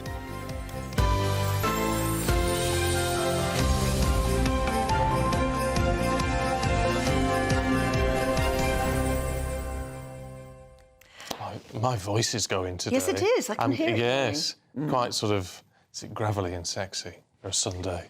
Hello. Hello. OK, there's nothing like blowing your own trumpet. Well, no. No, I wasn't just saying. I was just trying to make the most of a bad job. Best of a bad job. Yes, all right. That's one way of putting it. OK, but there's plenty to talk about today. Yes. There is, not just your gravelly, sexy voice. Oh, hello. No, lots on the politics front. There's new migration figures, Brexit betrayal, Kemi Badenoch hitting out at Nigel Farage. It's all kicking off. Let's talk to James Heale, who's here once again. Good to see you, James. Good to see you. Good to hear you. Oh, well, thank you very much indeed. Can we talk migration? Because it's the big issue that Labour's avoided up until now. But now they're saying we've deported more people and we're getting some tips and hints off Italy. It's hard to believe them, actually, when they've ignored it in the big milestones. Yeah, I mean, it was interesting what you just say there about the sort of shift in rhetoric. You'll notice, of course, 6 months ago, they were much more comfortable talking about smashing the gangs, focusing very much on the criminal elements. Now, of course, you see the Home Secretary there talking about returns and actually pretending people back to different countries. I mean, that shows a shift in rhetoric, and I think that's a recognition of the fact that Labour does need to talk about migration, does need to be seen as taking tough action on this. And as you say, Stephen, it's going to be important that they do seem to react on this, because otherwise I think that people will think that they don't consider it important. And I think the government in its first 6 months or so has had a real kind of series of missteps about what it considers a priority, what it considers a pledge, what it considers a milestone. And I think the effort today is a kind of way of showing they're on the front foot on this. That's right. But the question is, as Stephen said, I mean, it's how much do you believe? A lot of our viewers at the moment are writing in saying, don't believe those figures, because we haven't seen any pictures, we haven't seen any proof of these deportations. And Yvette Cooper is probably, I mean, she's only doing what Rishi Sunak did a while ago, going over to Italy. Isn't that just posturing? Well, I think on the point about statistics, first of all, if they were going to fudge them, I think they'd probably want to fudge the people arriving here as well as those leaving if they were going to spin them in such a way. I think that it's obviously about continuing what works and trying to change which doesn't. And so you had Chris Philp on earlier, the Conservative Shadow Home Secretary, saying, oh, yes, well, it's continuing our work. Well, obviously, you know, it shows they've stepped that up, they put more resources in. That is a good thing, and that should be, I think, applauded in a kind of cross-party sense. But obviously, it is about going to be what changes the big picture, and I don't see that changing in the short to medium term. Frankly, the kind of push factors that are pushing these migrants coming here and the pull factors are not going to be seriously looked at unless we change the incentives. I remain sceptical you're going to see thousands of people stopping coming here. Apart from the fact that Keir Starmer wants to get Europe on board more closely for returns as much as anything else. And we are seeing we're seeing all these EU negotiations now, but on a whole host of issues. And it's because if we want anything from them, they're going to want something from us. And it seems like we're heading back to, you know, sort of free movement for under 30s anyway, and all these sort of big issues, which so many people in the UK are not happy with. I think the key thing, of course, is distinguishing between values and interests. Obviously, Labour's values, they talk about being good pro-Europeans. They've had lots of rhetoric saying, I want a great reset. But when you look past the rhetoric, it comes down to cold, hard interest. What is in the UK's interest to do a deal with on Europe? And it's actually quite restricted, I would argue, to a couple of key areas, one of which is migration. Perhaps you can see some kind of deal where we have improvements on our security because we're a high-spending defence power. But reality is that given the red lines Keir Starmer has set himself, given the climate of public opinion, remains to be seen how much movement we're going to see in the first few months of next year. And the dynamic of that need for negotiation and deals could change on the 20th of January, couldn't it? When we hear the president-elect actually make a speech and then start to say exactly what his plans are. I mean, you never know. It actually might benefit us. Well, also, I think the key thing is going to be defence spending. And actually, there is a boost, I think, to the UK if other NATO countries are told to step up their spending and actually contribute to their own defence. And that, I think, is going to shift the climate around some of the kind of soft assumptions Europeans have been living with for much the past 10 years. Yeah, which is extraordinary, because this idea that there's talk about your sort of European leaders almost panicking now at the thought of Trump getting in because of the defence issue, because of the NATO issue, but they're not meeting their NATO commitment, so what do they expect? Absolutely. Well, they wanted a free ride, and basically for many years now we've had a deal in Europe whereby the Americans would run defence policy and we'd all feel smug about the fact that we had welfare states. That is now coming to an end. You've obviously had 30-year peace dividend from the post-Cold War era. The thing is that even if Donald Trump goes in 4 years' time and a Democrat gets in, the factors that forced his election, the motivations pushing voters towards a more kind of quote-unquote isolationist position, I don't see they're changing anytime soon. And I think after an era where America, frankly, tried to be the world's policeman, it is likely they're going to start to see stepping back from the European commitments, at least, as they try and focus China in the East. Yeah. OK, James, really good to see you. Thank you very much indeed. Well, joining us now ahead of her programme at 9:30 this morning, Camilla Tominey. Morning, Camilla. Good morning. How are you both? We are fine. I mean, we've been anticipating your interview with Kemi Badenoch, which I know you're going to show in full at 9:30ish. What's she up to? What's she saying? Well, it's really interesting because quite a lot of the interview is dominated with questions about the rise of Reform and Nigel Farage. And as well as playing out this interview, I'm also going to be speaking to Reform UK's chairman, Zia Youssef, on the show live in the studio.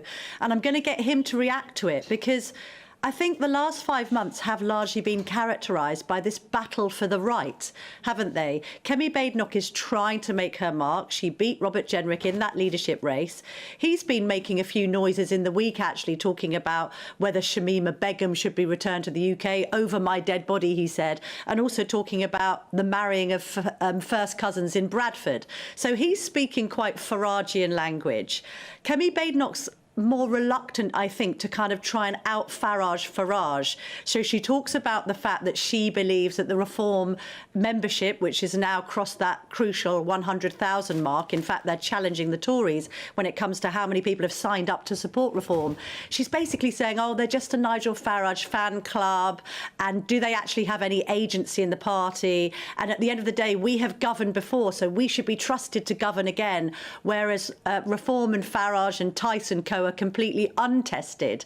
So what's going to be interesting is for our audience to watch this interview with the Tory leader, see whether they are warming back to the idea of supporting the Conservatives. I'm not sure. But also to get Zia Youssef's reaction to some of what she's saying. Because let's be honest, the momentum has been with Reform. They've had those key defections, Tim Montgomery, very closely associated with Conservatism. And then recently, in the last few days, Nick Candy, who, let's be honest, he's a property mogul. He's not short of a few bob. So it's a really interesting interview as she tries to repivot and position herself after what many agree have been 14 years of Tory calamity. Can she kind of break free from the shackles of Cameron, Johnson, Truss and Sunak and set herself up as somebody who the right can invest in again? And I think that's going to be the key competition, isn't it, moving forward? Do people want to support Badenoch's view of what the right should be or Farage's? Yeah, but in a way, you'd get more leverage with that, wouldn't you, by us, the voters, looking at how they take on what the government's doing rather than attacking each other? I totally agree. And I think when you ever speak to anybody in a kind of centre-right, right-wing position, they often talk about this need eventually for the right to do a deal, right, to have a pact. Because the only alternative, if the right remains split, is that Labour will win another 4 years in office come 2029 or whatever the next general election is. And I think as well, you know, Kemi Badenoch has got a perfect opportunity, hasn't she? Every week it's political prime time to be at the dispatch box and take on Keir Starmer. And you could argue, if you used a boxing analogy, that the Prime Minister is on the ropes. So she should be taking the gloves off, so to speak, and really being aggressive. But I think there are concerns that she's slightly toned down that fighting talk since she became opposition leader. And secondly, that actually, in terms of kind of taking on reform, you're right, Stephen. She should not be giving Farage that airtime. She should be asserting herself as the proper leader of the opposition. I appreciate she's competing with Farage on GB News and because he has this massive social media platform. But she's the one who needs to look stateswoman-like in the face of Labour. Let's be honest, floundering as Christmas fast approaches. They haven't had a very good 5 months. She needs to be providing that alternative narrative. But look, as she says to me, I've only been in the job like 5 weeks. You know, it's a marathon, not a sprint. We shouldn't be judging the Labour government on the last 5 months. They've got a lot more time in office to try and repair some of those mistakes. And moving forward, you know, the fight will be to maintain the common ground, will be to appeal to people's common sense when it comes to who should be elected next time round. And very briefly, Zia Yousaf, I wonder what he'll say about whether Elon Musk money is going to help bankroll reform. Well, Anne, I shall be probing this because we've been asking and asking, and I've asked Nigel in the week, and it's kind of laughed off. First of all, how did the story end up in the press? I mean, I can't possibly imagine who might have briefed or leaked it. It must have been somebody from inside Reform, point one. And point two, is it credible? Because obviously the idea of Musk giving up to $100 million to Reform, that's about 80 million quid, that would be absolutely transformative for the party's fortunes and genuinely change the state of the politics of this country on the right. So I'm going to very, very much try and pin him down on that. And also, I'd like to know how much Nick Candy's going to give them and when. Yeah. And I'm being told we're out of time, Camilla, but I've got to just very briefly ask you about Barry Gardner, because the whole spy scandal, you've got someone who's been spied on coming on. Indeed. Nicknamed Beijing Barry. Good for him for coming on in the absence of Labour again this week, who are constantly running scared of my show. But I'll be asking Barry Gardner whether he has any sympathy for the Duke of York in this whole Chinese spying scandal. OK, Camilla, thanks. See you at 9:30. Yeah, it'd be interesting to see what his answer to that is. So no matter what you say, you sort of allying yourself with Prince Andrew or something? I don't know. Right, 9:30. Let's have a look at some of the other stories this morning. Well, 8 people have been injured, including one in a critical condition, after a double-decker bus hit a railway bridge on the outskirts of Glasgow. Footage online shows the first bus wedged under the bridge on Cook Street with part of its roof torn off and shattered glass all over the ground. 5 people have been killed in shootings in and around a migrant camp near Dunkirk, according to French media. 2 migrants and 2 security guards amongst those who've died. A 22-year-old man has apparently handed himself in to police. And the Geminid meteor shower is lighting up the night sky this weekend. The celestial spectacle returns every December and is one of the year's last meteor showers. Overnight, it was captured in parts of Northumberland and as far south as Somerset by keen photographers, but you should be able to see it tonight.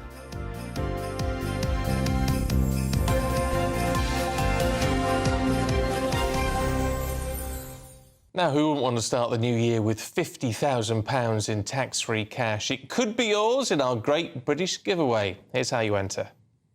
Imagine getting the call to tell you that you've won £50,000 in tax-free cash, our biggest cash prize of the year.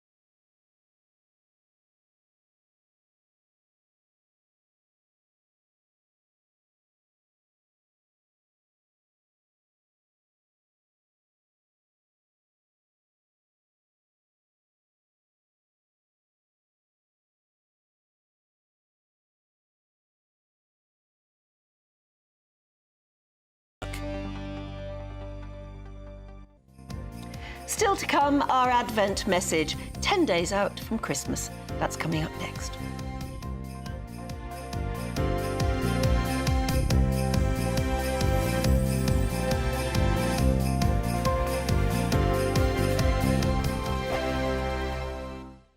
Join me, Camilla Tominey, for a frank and honest discussion with those in power that cuts through the spin and gets to the heart of the issues shaping our nation. You haven't confirmed that you want to stand as leader, but you haven't ruled it out either. This report basically says that he's not fit to stand trial. Is he indecisive? Incompetent? I deliver the dose of reality Westminster needs. That's the Camilla Tominey Show at 9:30 every Sunday on GB News, the People's Channel, Britain's news channel. Good Afternoon Britain isn't just about us. The wonderful thing about this programme is it's about everyone watching. It's an interactive programme. Well, there absolutely is something to see here, and we're going to be talking about it more. Whether it's breaking royal news, Will, please bring us up to date, or indeed a particularly punchy speech in the House of Commons. Very, very curious. We bring it to you live, and then we bring you live reaction as well. That's Good Afternoon Britain, weekdays from midday. Only on GB News, the People's Channel, Britain's news channel. Sunday with Michael Portillo from 11, only on GB News. Australian chef David Thompson is opening a new restaurant, Long Chim. The name, which translates roughly as come and try, already has locations in Sydney, Perth and Dubai, and previously operated in Melbourne and Singapore. It marks a return to London for Thompson, whose Belgravia haunt Naarm closed in 2012, but that earned him accolades, including in 2002, the first Michelin star awarded to a Thai restaurant. So you've mentioned Bangkok there. What is your love for Thai food? Describe to us why you think Thai food is such a great cuisine. It's endlessly complex and satisfying. It just resonates on the palate. For me, as a cook, it offers a challenge, and the way that you cook it is you chase taste. You don't follow a recipe, you follow your sense of taste. And so with all these dishes that you'll taste today, but also in the restaurant that we're opening, it's all about a sequence of taste and seasoning that has some balance. What is this dish? This is something called Gengari Gung, which is an aromatic curry of prawns. Lovely looking prawns, yes. They're not too bad. And it's with something strange called water bamboo, which we found up in Chinatown just the other day. And it's a perfect accompaniment. I'll just take a little. Yes. Describe that perfect accompaniment to me again. Water bamboo. What is it? Water bamboo, yeah. And you would not know of it, because I didn't know of it that much either. And it tastes like a little bit of like young coconut meat. So it's perfect with these prawns and this curry. And what you need to have with this curry, because this is the way that Thai food works, an interplay of flavours. This little cucumber salad on the side, and that helps to bring out the spice and the sweetness and the savoury quality. I must say, all of this looks so lovely. GB News, the People's Channel.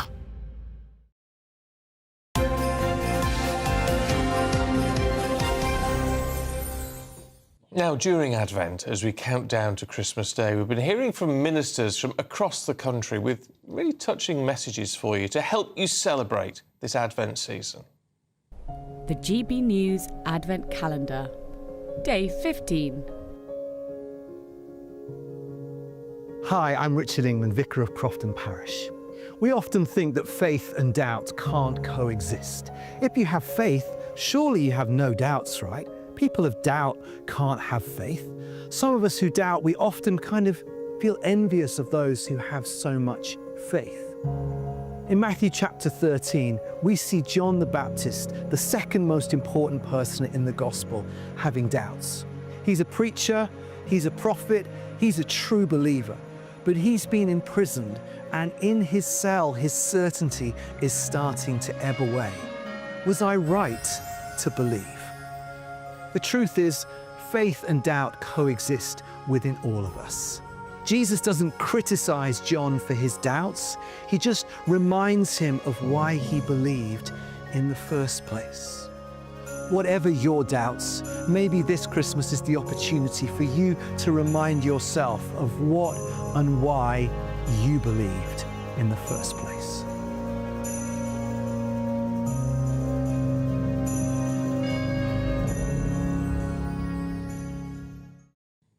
Well, we have all of our special Advent messages for you online, so you can watch them all at your leisure. gbnews.com/Advent.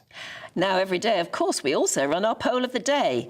And the big question is, do you trust Yvette Cooper to get illegal migration under control? So far, 99% of you say you don't trust her, and just 1% seem to have some faith in our Home Secretary. Final result, though, and it could change, will be announced later in Nana Akwia's show. And for all the latest news on polls and how to vote, go to gbnews.com/poll. It does seem to highlight, doesn't it, that the government is not winning people over. And I don't know, it's like they're not reading, they're not understanding the nation. In fact, it wasn't even one of the milestones announced the other week. They're clobbering the farmers, and the farmers are still upset. And even fishermen are worried now as well about what's going to go on there. And they don't address those. I mean, even though there are protests in the street, protests on the seas, they don't seem to acknowledge them. No, it's... And is that arrogance, or is that just because they're getting on with the job? I don't know. It's the idea of getting your head down and carrying on with it, come what may. But what people want is to feel, even if nothing changes, you still got to feel that you're being listened to.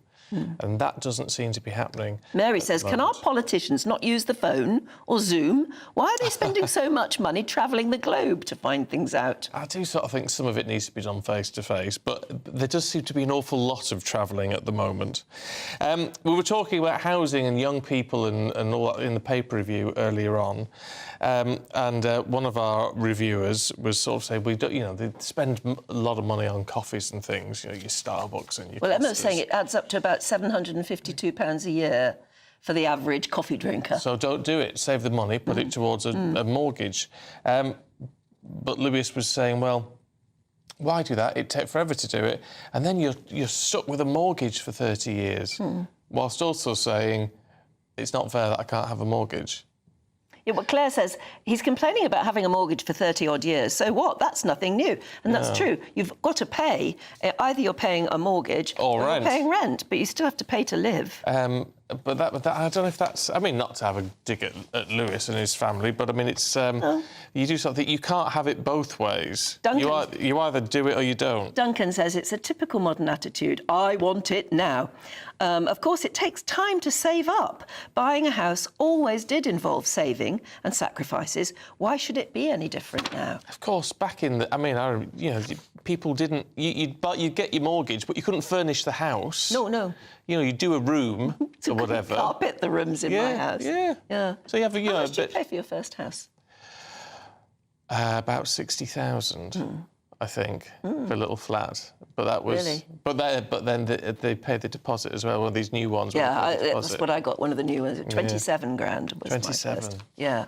But it had wobbly floors. I mean, honestly, it was kit-built, I think. But it's scary, isn't it? I mean, my parents' first house was 2,000, I think. Yeah. And that was considered a lot of money. There were people who can't afford really that. Worried about it, absolutely. Because we were telling all this to coffee shops, how much to spend on coffee, Jan says, I don't use the big chains. I like my small, local Italian coffee shops. Both excellent, both always busy. There is a little one in a place I do go to occasionally, and that is beautiful coffee, beautiful homemade cake. Yeah. Oh, you're lucky if you got it near you, haven't you? Anyway, that's it from us, but do stay tuned because Camilla Tominey is coming your way.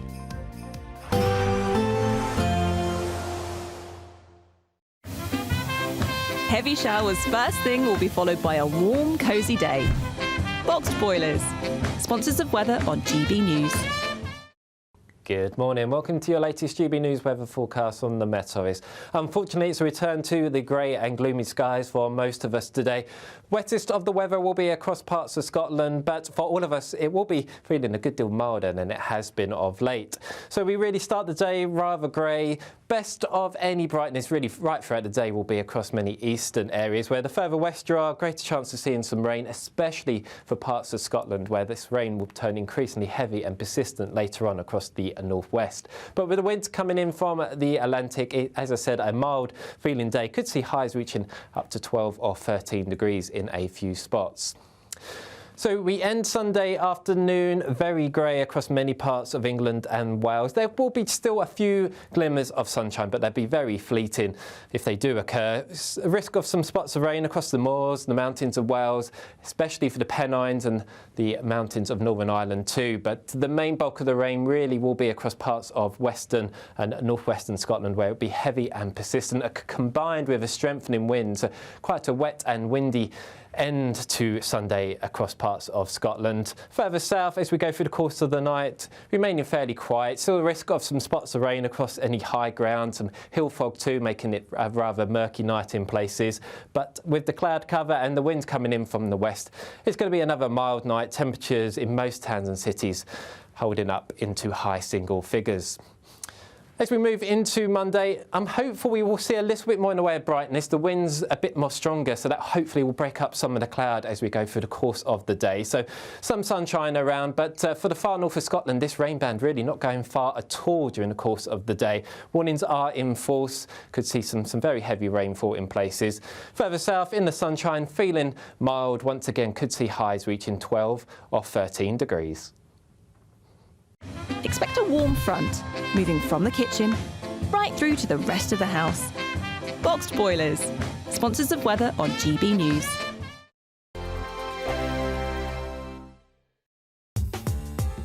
I'm Christopher Hope. From pop stars to politicians, I'll interview anybody in a pub who's got a political opinion. Join me every Friday on Spotify, Apple Podcasts, YouTube or gbnews.com, or wherever you get your podcasts. This is GB News, the People's Channel. Britain's Newsroom, weekday mornings from 9:30. A Tesco store on a Scottish island has defied locals by ignoring pleas to stay closed on Sundays. Tesco's has said that no member of staff in Stornoway would be forced to work on a Sunday and that it had received a significant amount of positive reaction to its plans. Well, let's talk now to the Minister of the Reformed Presbyterian Church, Reverend Kenneth Stewart. Good morning to you, Reverend Stewart. You're trying to keep Sunday special, and if Tesco